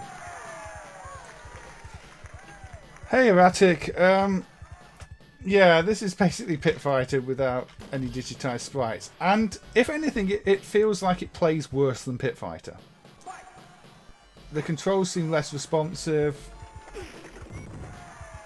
This doesn't really have any flow to it.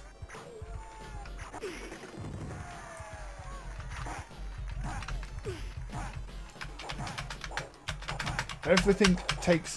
There's such a delay from between pressing any button and it doing any action. I don't understand the power bar thing that's going on there either.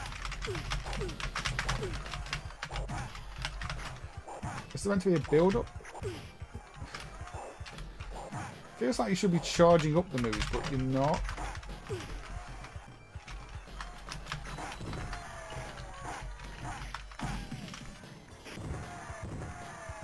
AVGN did it. I've not seen the AVGN review of it, Wolfaz. I'm guessing there was rage quitting involved. What need dip switch? It's on medium. There's lots of unused dip switches as well. No, I didn't want to play it too continuous. I want to put it on easy and see if it's any more playable. Let's be V-Chen. But yeah, it's Pit Fighter. It makes Pit Fighter look good if you ask me. Maybe it's just because I don't know how to play it. Woo, throw. Nothing seems to have been explained to me.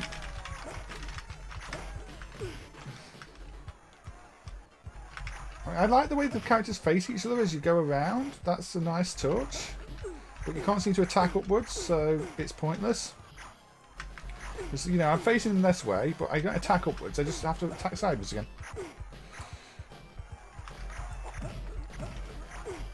And just, I think I saw, didn't Mensky review Dungeon Magic, was it? And that's similar. You can kind of move in lots of directions, but you can only ever still attack in left or right. Pardon me. It seems Taito had a bit of an issue sometimes with attacking in anything other than left and right, even though you can move in other directions. Oh, this was on one of the PS2 compilations, was it, Rockman? Why would you put this on a compilation? This is one of those that should probably be buried and forgotten about.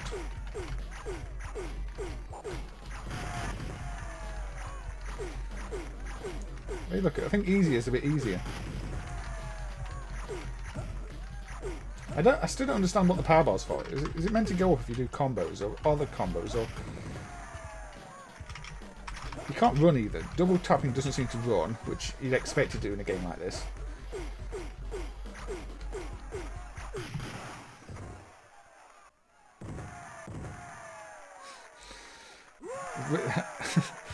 Well, I'm asking myself that internally, Rockman. If you do a compilation of your games, you tend to try and pick the good ones. The ones people might go, oh yeah, that developer was fantastic. I should have played more of the games. I should look at things they do in the future, not what the next you.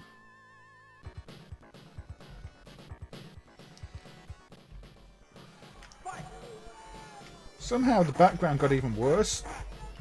Did anybody finish drawing this level? Am I just punching the Twin Towers now? There we go. Let's punch the Twin Towers in the background. Alright, Roberto, thank you for joining. It's alright, always good to know the people here listening, even if, you know, you don't say much in the chat, but thank you for joining, thank you for watching, thank you for being here.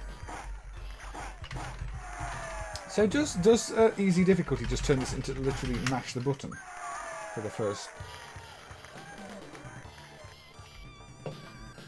however long? This has lost the whole up-down movement as well. This has just turned into a really bad Street Fighter clone without any moves.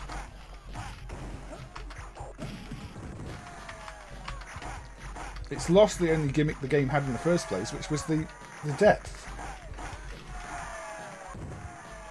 And that background just looks like somebody spent 2 minutes drawing it. There's no detail to anything.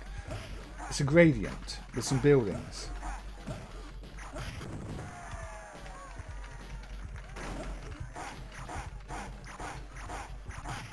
So this is really, really bad. I don't think I've ever played this game this far. I just got put off by the initial Street Fighter, this Pit Fighter section. And somehow it got worse.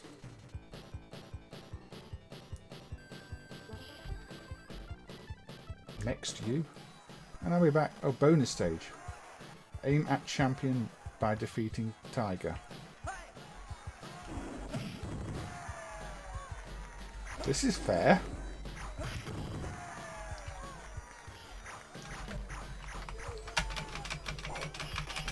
The Tiger's too small. Have I got a duck button somewhere?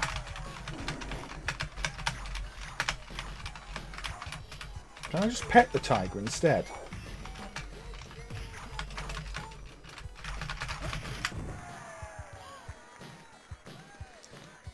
Well, I think Street Fighter 1 probably played better than that. Bonus stage over. Well, I just got eaten by a tiger. Now I'm playing against Lick Joe. Did the tiger belong to Lick Joe? Also, I don't want to lick Joe. It's the same terrible background at the top there, just with extra bits on it.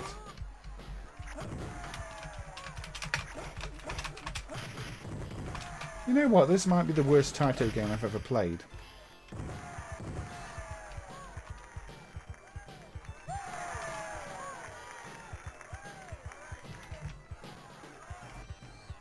I mean, the audio's not the worst. I like the crowd sounds. How did I do that? What's this move? I can do a move. I can do this. Yeah. Doesn't really help, does it?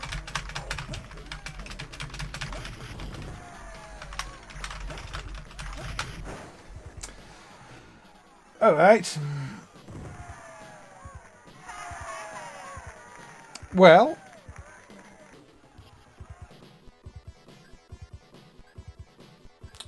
Twin Towers in the 50s, totally accurate. Well, maybe they were just tall buildings that happened to be about the same height and next to each other in the 1950s.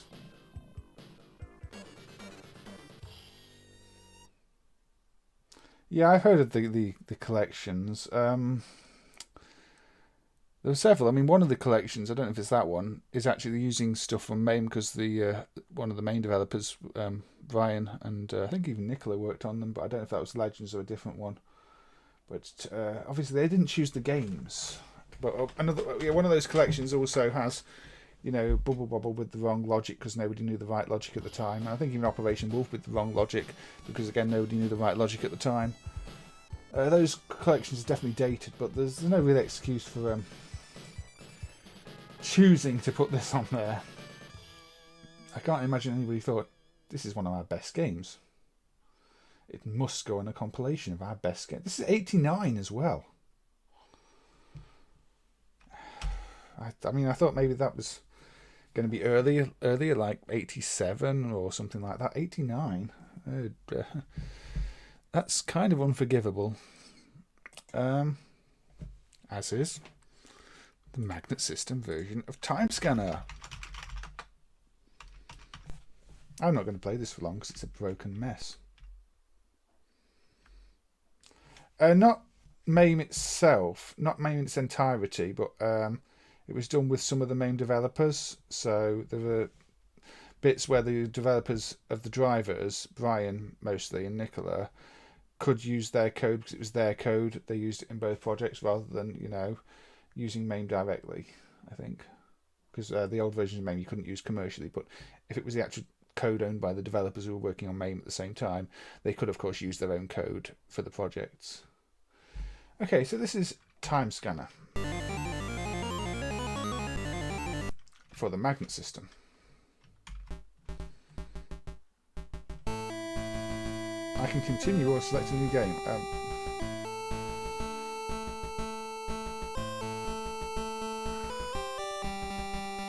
There we go.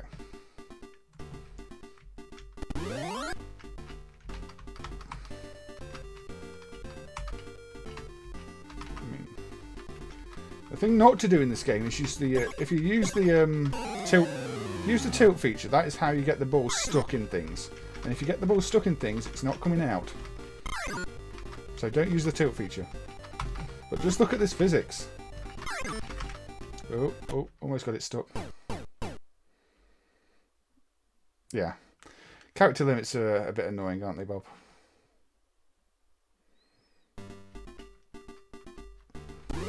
So, yeah. So if you mash the tilt buttons, you can easily just break the game. So I don't think this would have ever survived on location anywhere. Now it does have multiple tables, if you reach them. Hunt me. But the original Time Scanner is a Sega System 16 game running on a 68,000 processor.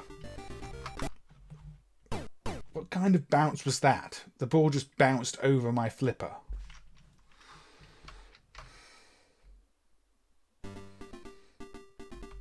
Apparently the colours broke.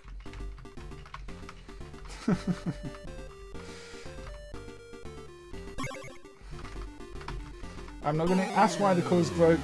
I don't think it's going to be an emulation glitch. I think this is just a buggy mess of a game. It could be an emulation glitch.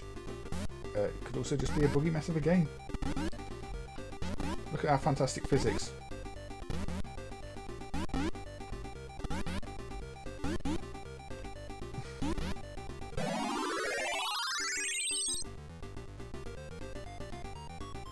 Ball's just got a mind of its own.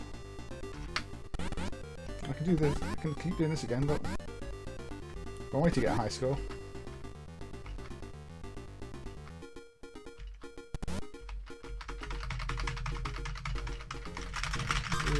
Let's tilt the table a bit, make it a bit more interesting. No, it's not just a volcano; it's an earthquake. I like my natural disasters.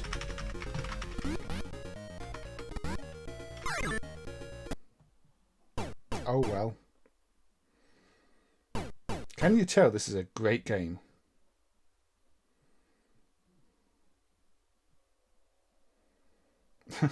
Yes, I've seen many games with better physics than this. Oh, the colour's going to be fixed again. I can continue. Now, I can't even remember how to get the other tables on this version.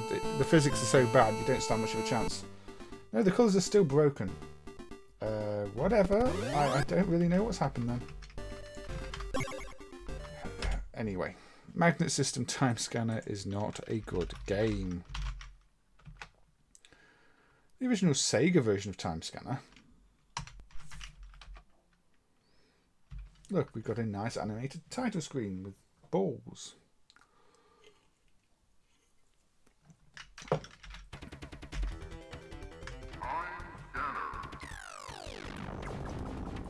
Yeah, Pinball Illusions and Fantasies are great games. The Magnet System Time Scanner is a joke. Now, the original arcade Time Scanner is not too bad. Doesn't have nice smooth scrolling, strangely, between the sections there, but at least the ball behaves in a way that doesn't feel like it's random.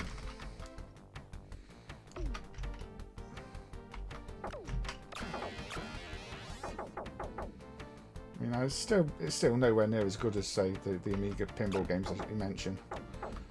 But you know, this is night and day compared to the magnet system version we just saw.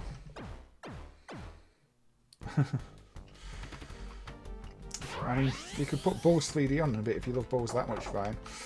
Nah, I'm not going to play Balls 3D this time. I might play another stream. I actually quite like Balls 3D. I'm not meant to say that, am I? Nobody's allowed to like Balls 3D.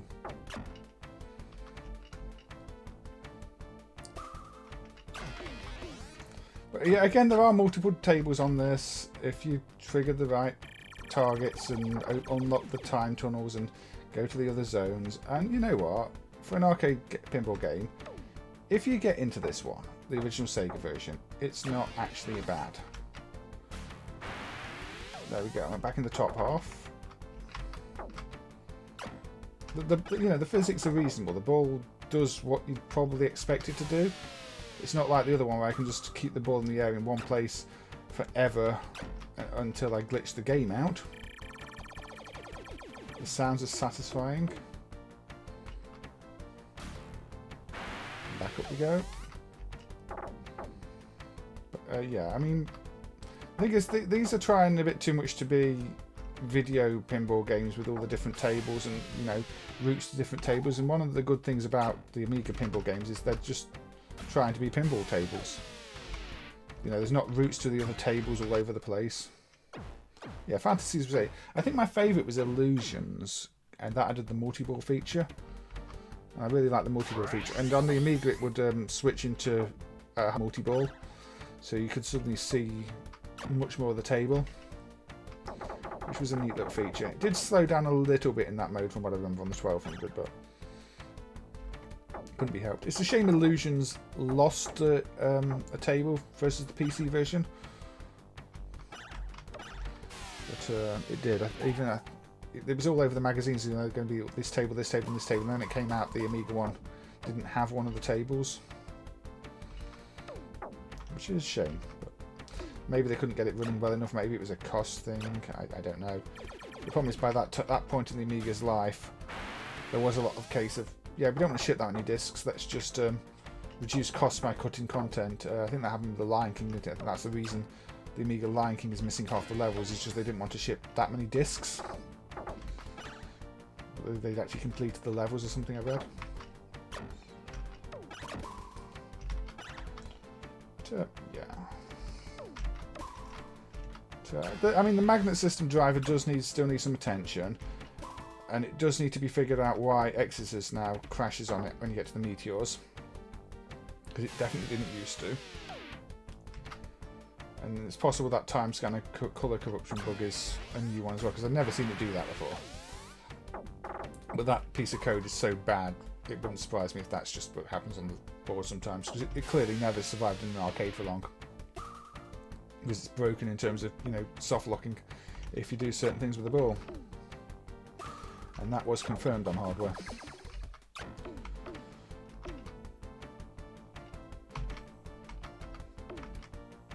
So, yeah. Slam Tilt was another one, the ones in that series, wasn't it? That was a pretty good one. I'm really surprised those didn't get arcade versions. You know, all those Pinball Dreams, Illusions, Fantasies, Slam Tilt, they would have made perfect arcade games. I mean, even, you know, an all-in-one arcade game of all the pinball games that were released. They could release that today, and I'm sure it would do really well. Take my time on fixing that. Yeah, it's not really up there in the priority list. The only reason it might be a priority is because you want to know that the disk images are dumped, especially if more games show up. Like I said, Paris Dakar might be dumped, might be getting dumped. I don't know, the person that was saying that hasn't said anything since, so who knows. Problem is, I don't think I even have my hacked up HXC or HSC floppy emulator thing that I had to use to convert the images to something we could actually use because of the weird format. So I don't know. Yeah, Partyland, the first table on Pinball Fantasies, wasn't it? That was a fun, enjoyable one. I think the first table was always the ones you played most as well. Ignition on Dreams, Partyland on Fantasies, the police-themed one on illusions, because you start with the first table and you play that one so much you never get around to the other tables as much because the first table is really good. So what else was there on magnet system? Since we seem to be doing rubbish magnet systems games and looking at what they really were, or the originals, let's refresh my memory. War Mission, that's the other one.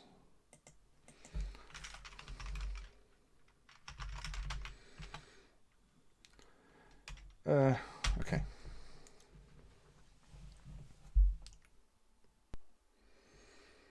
So let's get War Mission up. Now, War Mission, from the title, I mentioned this already, you would think it's probably an original game because there's no other arcade game called War Mission.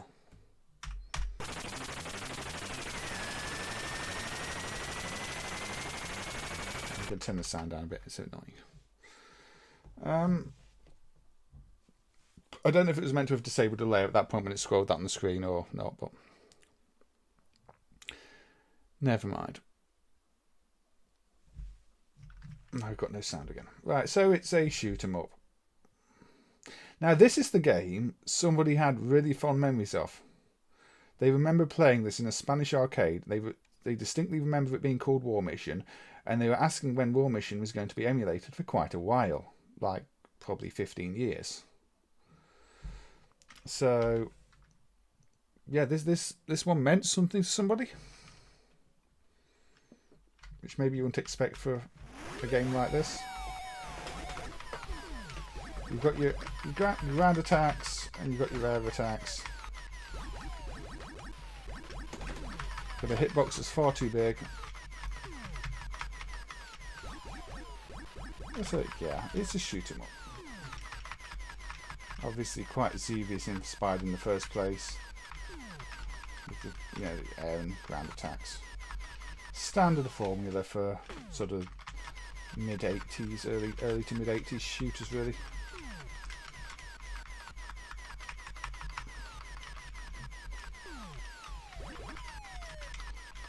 I don't know why there were pits of lava on the ground, but I guess that's just what the Earth looks like these days. Global warming.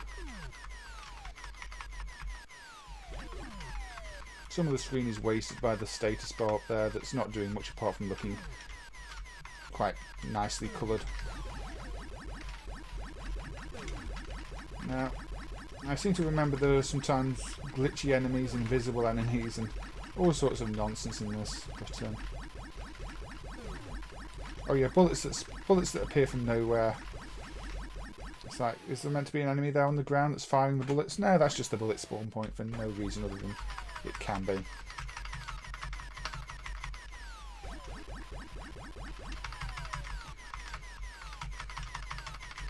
But yeah, so the magnet system feels like it's more of a home system that just ended up being in the arcades, or even some sort of server system with a number of boards all locking together to add different layers. And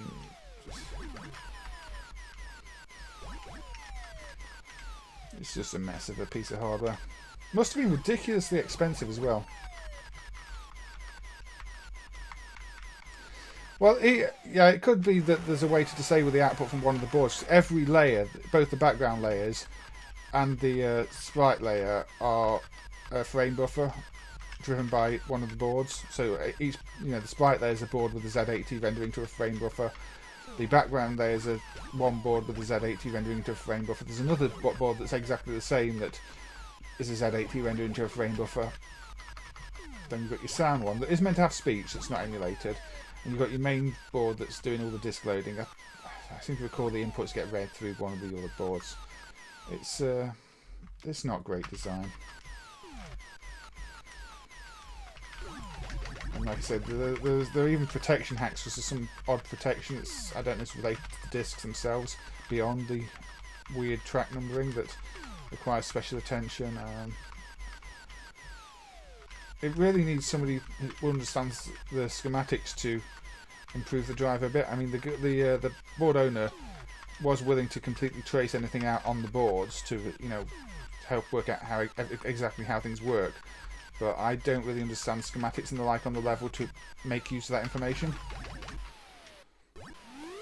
Yeah, it's all framed off a baseline. And it loads from a floppy disk. And luckily, this game doesn't load mid-level. It loads this one loads once on startup. It's just some of the ported games load multiple times.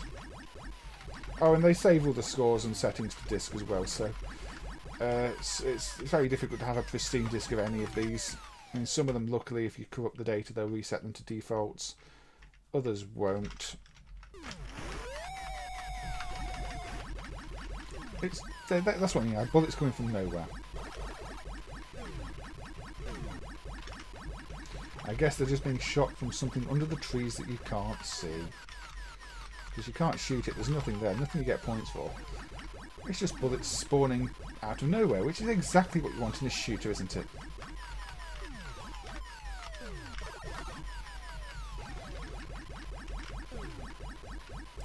Yeah, I'm saying it's probably worth, if you're interested in that, it's probably worth getting in touch with them. But it's a little bit beyond me. I got sort of roped into getting the thing up and working, but some of it's beyond my skill level. Hey, look, I thought I had invulnerability. No, that wasn't invulnerability. It flashes your ship a funny colour when you just got a power up. I forgot. I always think you've got invulnerability and crash into something and realise you haven't. Now, as far as I know, this game just loops forever and doesn't really do anything beyond that. I didn't shoot that to get the power up. But and it also gets ridiculously difficult. If you put it on the most difficult difficulty that it eventually reaches, it's just impossible to avoid anything. I'm guessing this also probably has quite bad flicker on hardware, like Exzisus apparently does. Well, definitely does, because I saw videos. Anyway, so original game, right? Another arcade game called War Mission, and we'll see. We'll see about that. If my memory serves me correctly, it is in fact. Is it this one?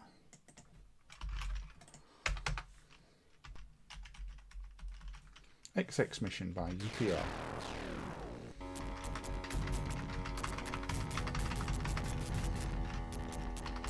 Looks slightly familiar.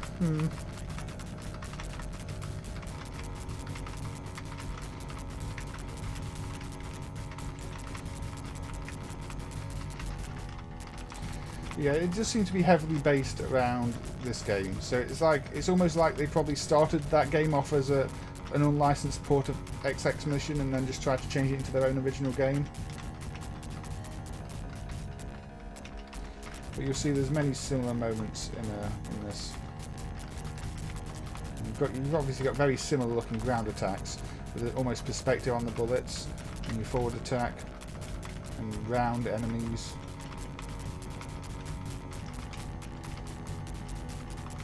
This is probably not a game many people play either. So a very similar type of face enemy there. I like the way your bullets splash into the water on this.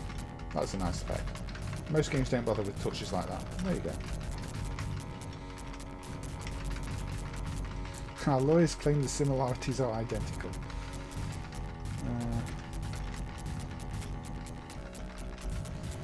There are many odd cases, legal cases in gaming history. Some games you look at them and go, this is really something that's similar, and you know they won the cases. Other times companies lost when games really did look the same. It's a bit of a case of a lucky dip when you try and sue over games. You might win, you might lose.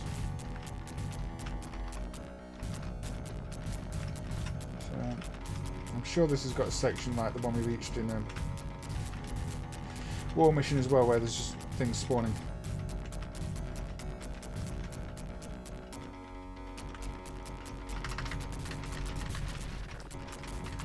But yeah, this isn't actually a terrible game. It's quite generic. It's definitely not UPL's best work. But if you want a playable Xevious rip-off, then yeah, you can do far worse than this.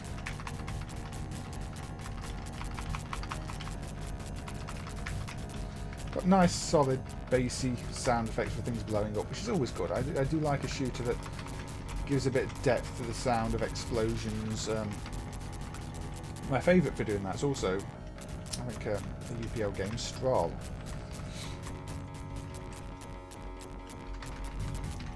But let's play a credit or two on this and see where it gets us.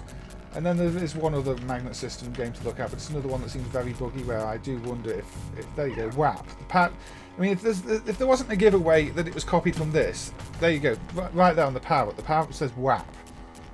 I mean, you're not going to put WAP as a text power-up on a game unless you're copying it straight from another game, because it's not something that makes sense. Maybe it's meant to be WEP, but WAP. And War Mission had exactly that on the power-ups.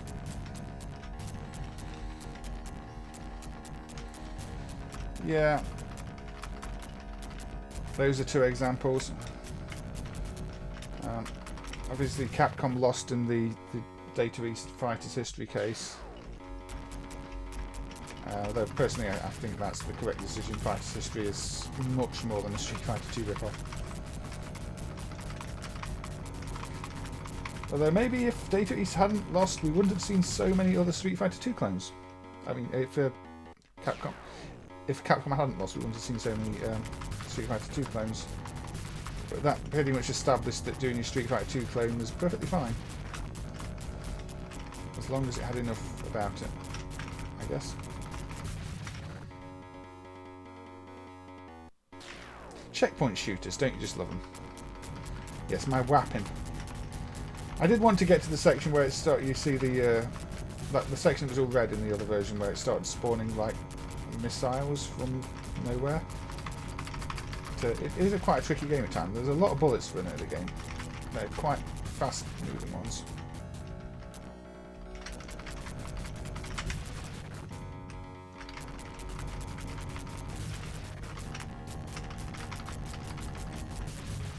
And you've got a big hitbox, as you did before. You know, bullet hell became the thing and made all the hitboxes tiny.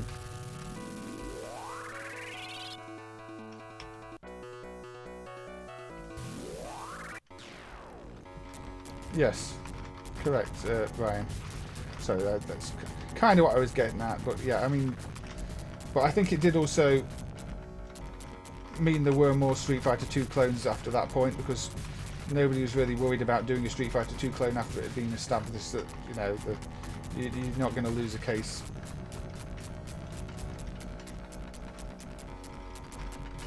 Had that case gone the other way, you know, the Neo Geo might have gone nowhere, and it might have been a failed console because nobody would have wanted to do a fighter on it because they'd be a bit worried about repercussions.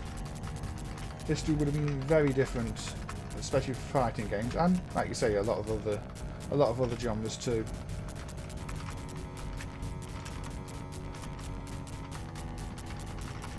Unless I'm just imagining that there was a section like that. There we go. You see the very round extra power-up things you can shoot to get the power-ups. They look very similar.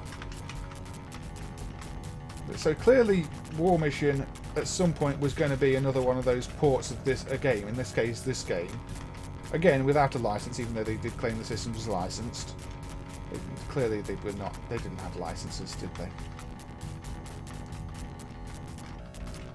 So it'll be interesting to see which of the Magnet System games do show up over the years, if any more do show up, because there's a huge list of games they were potentially porting to it. There you go. This is again the bullets coming from in the trees, just like on War Mission. That's actually just bad design. I don't like that. But it shows that that's not actually some silly design choice that War Mission made. That's actually just based on this game. You know, the game they were copying.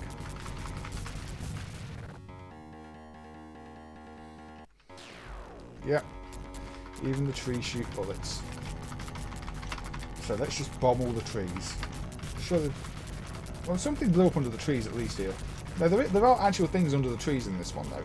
I didn't seem to manage to blow anything up in War Mission. The trees just seem to shoot bullets. So In this case, it seems a little bit better, but it's still bullets coming out of nowhere.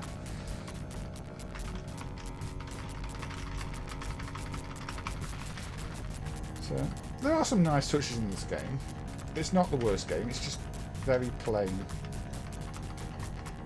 But it's infinitely better than War Mission.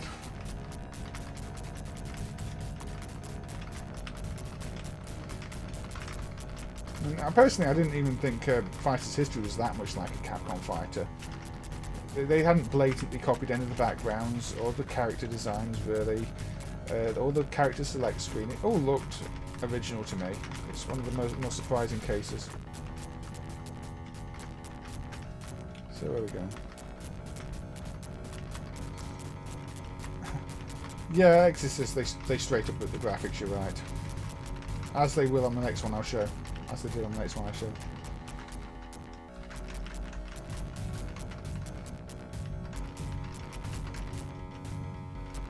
I don't really hear much of the melody on this tune beyond, you know, you've got the twangy guitar sound, or whatever it's meant to be, but the melody's kind of buried. I don't know if that's a sound balance issue or just the sound design.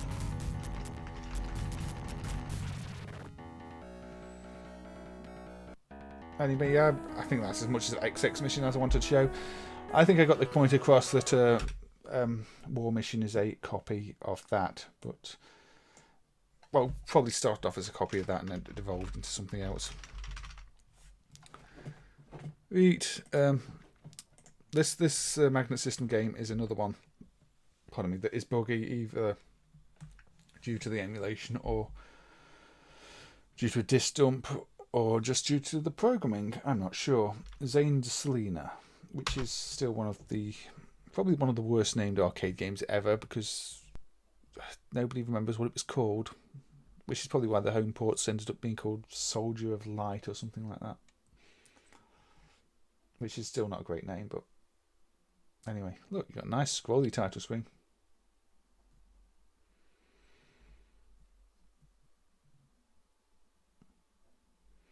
I mean, Fighter's History had things like armor that you could break as well that Street Fighter definitely didn't have.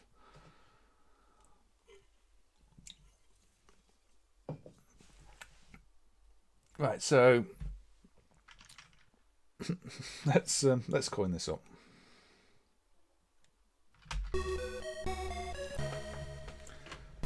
So go and choose your planet.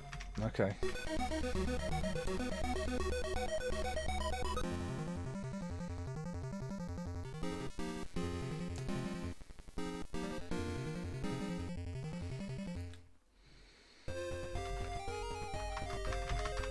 Now again, there's probably missing DAC sound on this, or whatever is used for the speech in the other games, because I think it is meant to have shot sounds.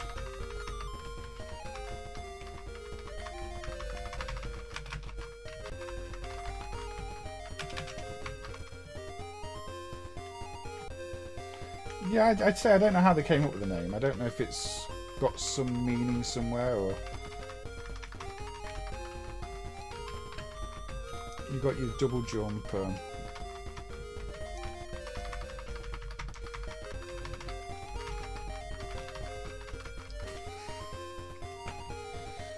Okay.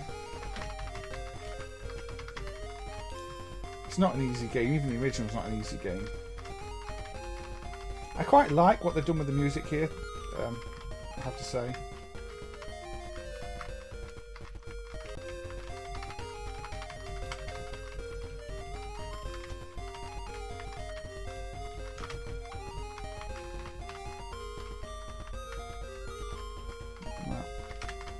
Oh dear.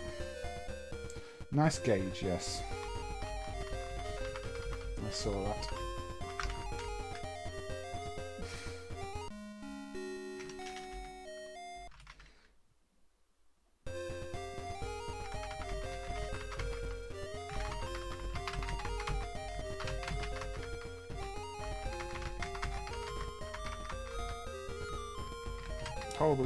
Horrible, good 2000. Let's pause while you're about to die. Yeah, great. Have horrible stair climbing mechanics.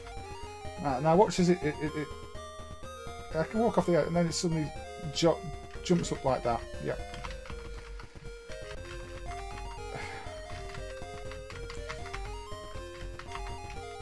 how to ruin a perfectly good game.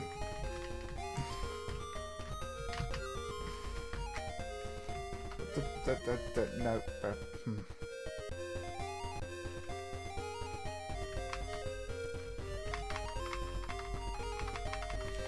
Yeah, so I think Fighter's History is unfairly judged as a bad game.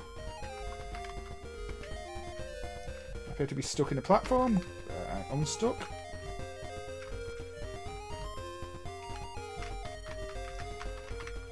No.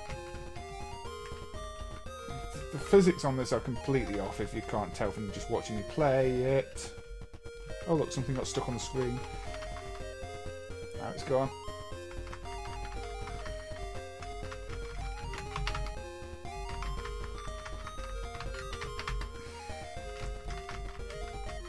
Loading a little bit. Alright, pause.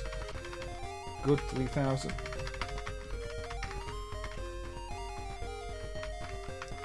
Ooh, missile, grenades even.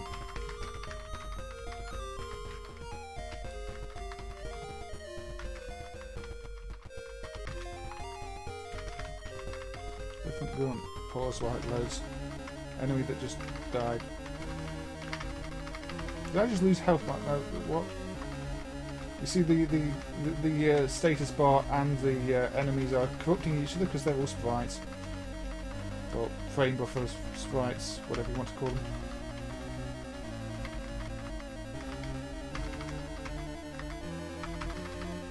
There we go. Now.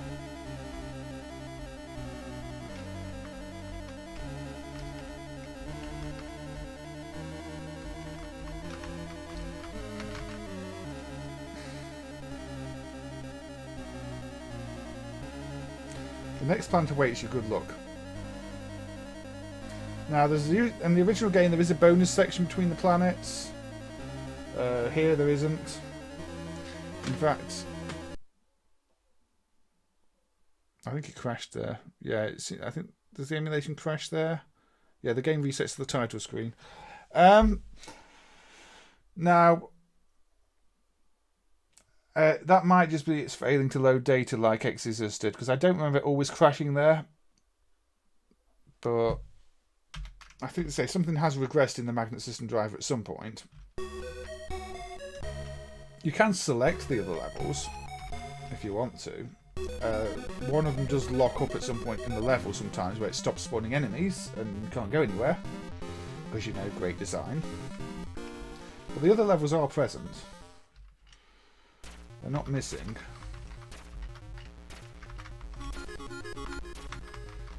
But again, it feels very much unfinished.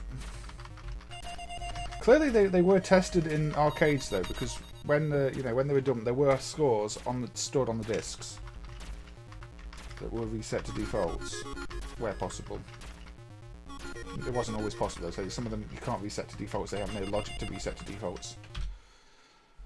Yeah, that's the magnet version. Ryan, that is the magnet version.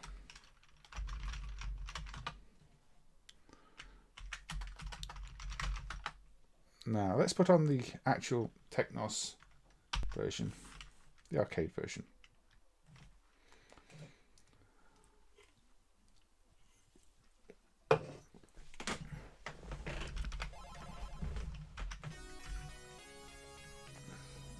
Again, clearly the graphics have been ripped from the original. And you select your level.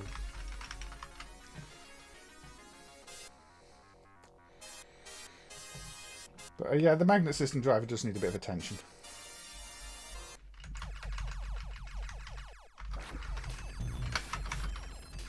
It'd probably sound a bit better, a bit better if the extra sound was emulated. Now this game is known for having quite a lot of slowdowns, so the original version isn't perfect, but as in, yeah, lots of slowdowns. Like most Technos games, it just seems really badly programmed.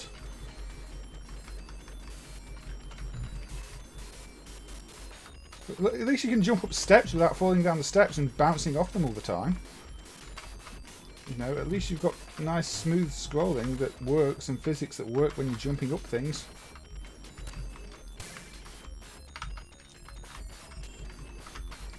In terms of how the game plays, this is much better. I mean,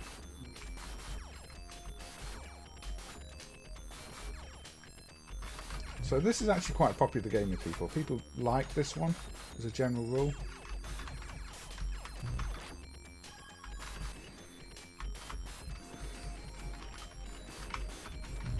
And it's responsive. It's a bit cheap in places like there where you can't see the enemy that's about to kill you. And again, slow downs. If anything, the magnet system version slows down less, so I don't think you really count that as a win when the game is so bad on the magnet system, though. It's easy to write a game that doesn't slow down if you're making a terrible game. And his flashy sword got me.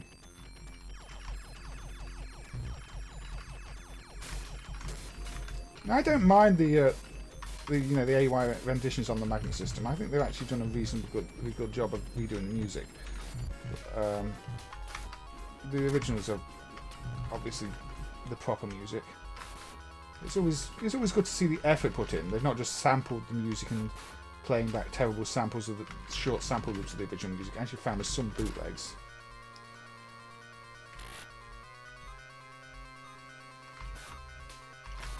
There we go. Now it's much more logical how you're getting the ship on this as well. And now you get your little animation between the level of the planet blowing up, and you get the launch sequence, and you get a shooty sequence. And I don't think the shooty sequence is on the magnet system disc at all. I don't think even if it didn't reset straight after the level, you'd get this sequence.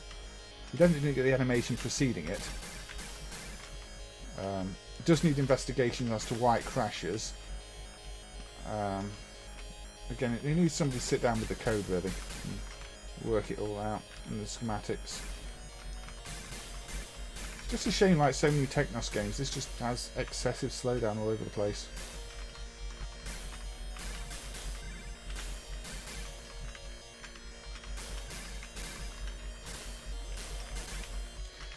I always get this confused with Taito's Guardian Get Star as well. I don't know why, they're rather different games, but they sort of occupy the same space in my mind.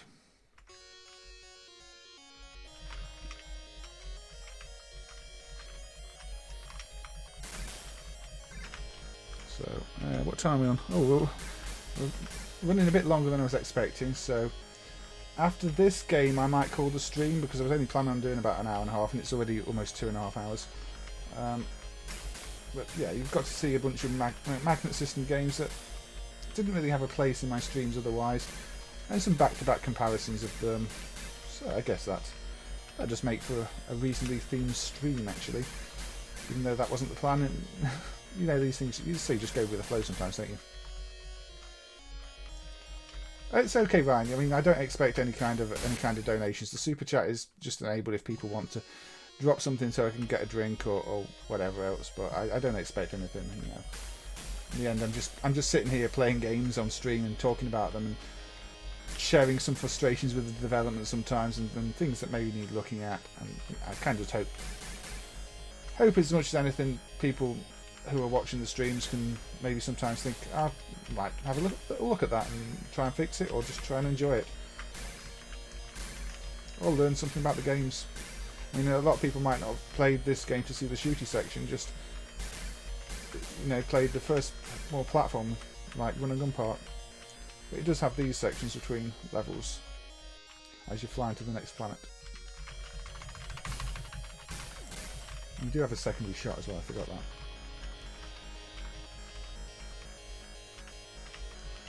Yeah, the slowdown's terrible. The slowdown's present on the original board too. It's just Technos. I mean, Double Dragon being the most famous one, but all the Technos games, China Gate I looked at the other day, that's got terrible slowdowns. I don't know how they managed it, but Technos games you associate with terrible slowdowns.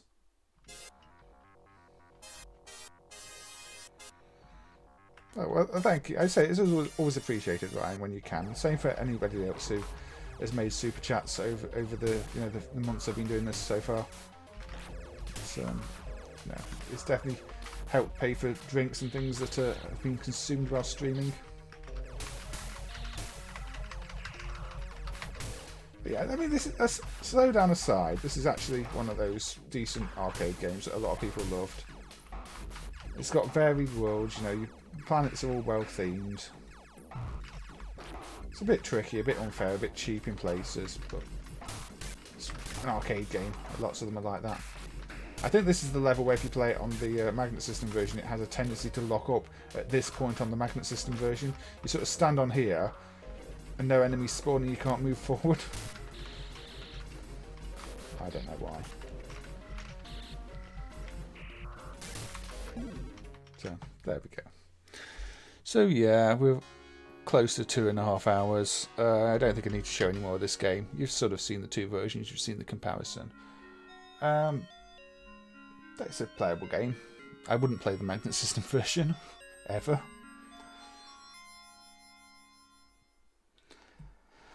Armadillo Racing. I've not tried. I did play it briefly, but I think I just configured it to sort of maximum speed, so you can always run at maximum speed. I never tried actually configuring it to anything better. Why on earth is your comment censored by, well, what for moderation there, Ryan? That makes no sense. Yeah, the only dump of Armadillo Racing is Japanese. I think even the Japanese version of Armadillo Racing is incredibly rare, isn't it? It's just one of those games that is rare, like Techno Drive, is it? Which will probably have been called Technical Drive because it's a series of technical challenges. That one was quite a rare one as well, wasn't it? Right, do I end there or do I look at one more game? It's kind of, and let me just look at my list of things that I could possibly look at to close the stream out, and I'll decide.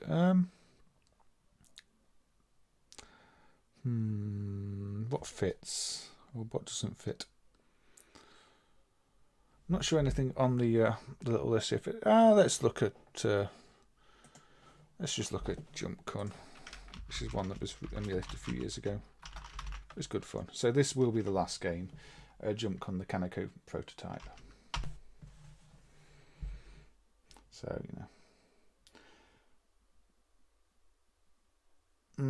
Yeah, and I mean, not every manufacturer went with easy to swap regions.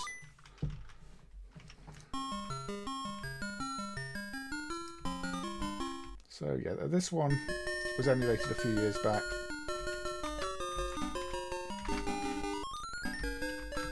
By kicking all the cans away.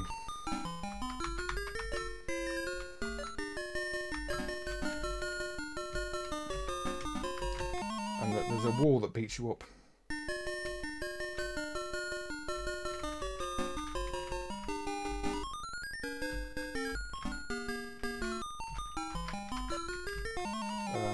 I forgot my strategy, so excuse the first one of that. Let's try again. I can usually get quite hard on this game, but it might be one of those where, because I've not played it for so long, I'm going to get nowhere. I think of some of the prototypes that have been added and emulated in the last 5 or 6 years. This is actually one of my favourites. Kind of a bit mappy like though, isn't it? Don't get beaten up by the wall.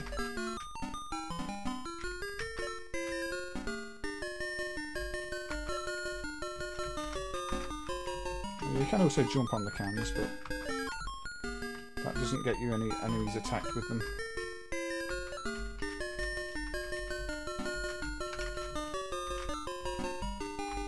There we go, the gate's open. Up I go. Yeah, if you've not played this one, I do recommend it.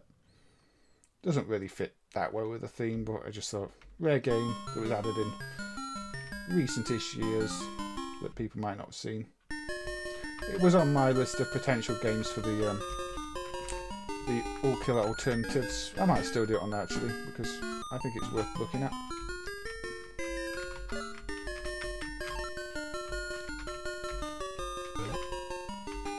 £100 points for jumping on the can. You get far less points for jumping on the can than kicking the can. Got caught. I'm not sure why this one remained a prototype. He does, with his very colourful cap.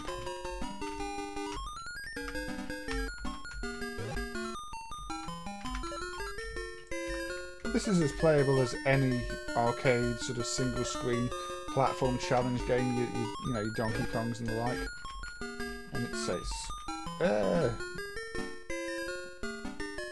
you can jump quite high on these things if you want to. Maybe that's why it's called Jump Con. There's a focus on jumping. Now the gate is fully open, and up I jump.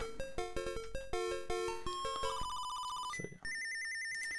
This is bonus time. My time bonus is in.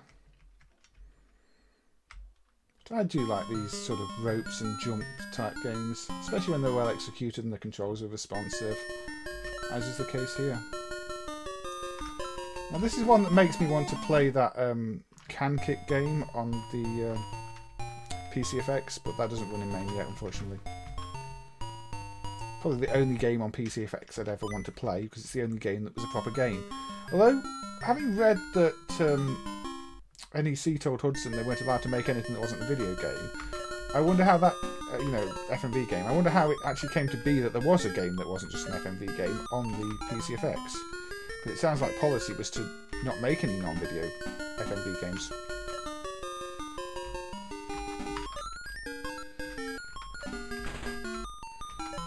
All has been defeated.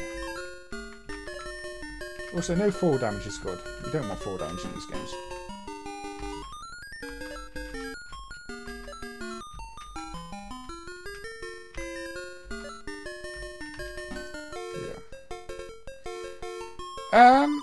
I don't think the collision detection is that dodgy, erratic. If you feel it's dodgy, yes, it will be how the original is, though. It's a very simple piece of hardware. It's a Z80, it's sprites, it's, you know, it's a background layer. There is nothing special about this hardware in terms of that. No protection either. Unlike Pit and Run, which is the same board or similar board, this doesn't have any kind of protection MCU populated. I believe there was a socket for one from memory, but it was unpopulated. Again, probably owing to it being a prototype.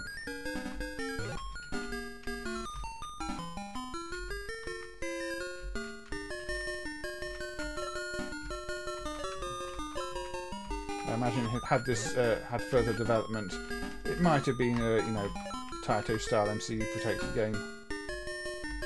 I mean, we think it's Taito, it could be Taito. We think it's Kaneko, it could be Taito.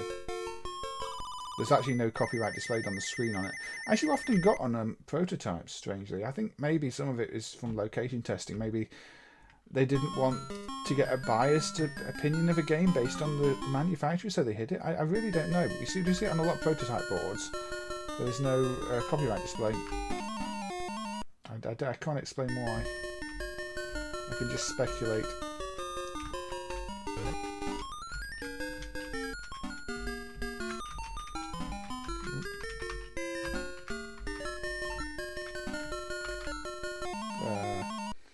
I got caught. Anyway, that's a little bit Jump Con. I'll probably play Jump Con again on one of the you know, all killer alternative streams, because I do enjoy playing it.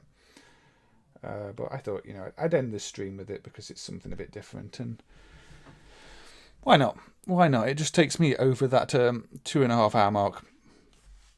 So with that, I will say high score to end with. Yes, a high score to. I should have entered proper initials really for an ending high score, shouldn't I, Bob?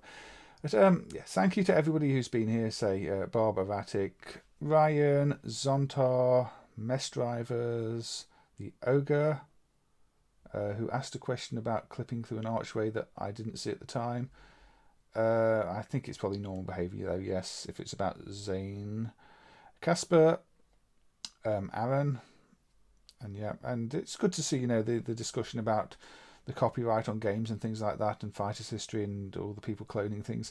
The magnet systems were obviously bootleg, so Quoon, or however you pronounce it that I never quite get right. Cow, who else has been here? Santeri was here earlier, often is, and Stephen Coombo was here earlier, so thank you to you too. Rockman, of course, was here, popped off earlier though. Always good to see Rockman. Wolfaz, again, recommending that fantastic game a violence fight, I believe. Yes. Mass Ninja, thank you. And anybody else? Costado, thank you. Yeah. I think that might be... Oh, Roberto, who was here earlier too. So yes, thank you as well to Roberto, even though you had to pop off earlier. Mick, who was here earlier, who picked up the Gauss Panic PCB. I don't think we need one of those. They're quite easy to source. I think plenty of devs have them. R09, of course. I don't think there's anybody else in the... Carlo was here earlier. Nikki was lurking earlier too, so yes, thank you, Nikki. T-Dog was here. Yeah, I think that's it. I'm at the top of the list now, so if I've missed saying goodbye to anybody, I'm sorry. I try not to, but it's, I do appreciate you being here, so thank you. And there's been a lot of conversation, so that's always good. I will see you next stream, whenever that might be.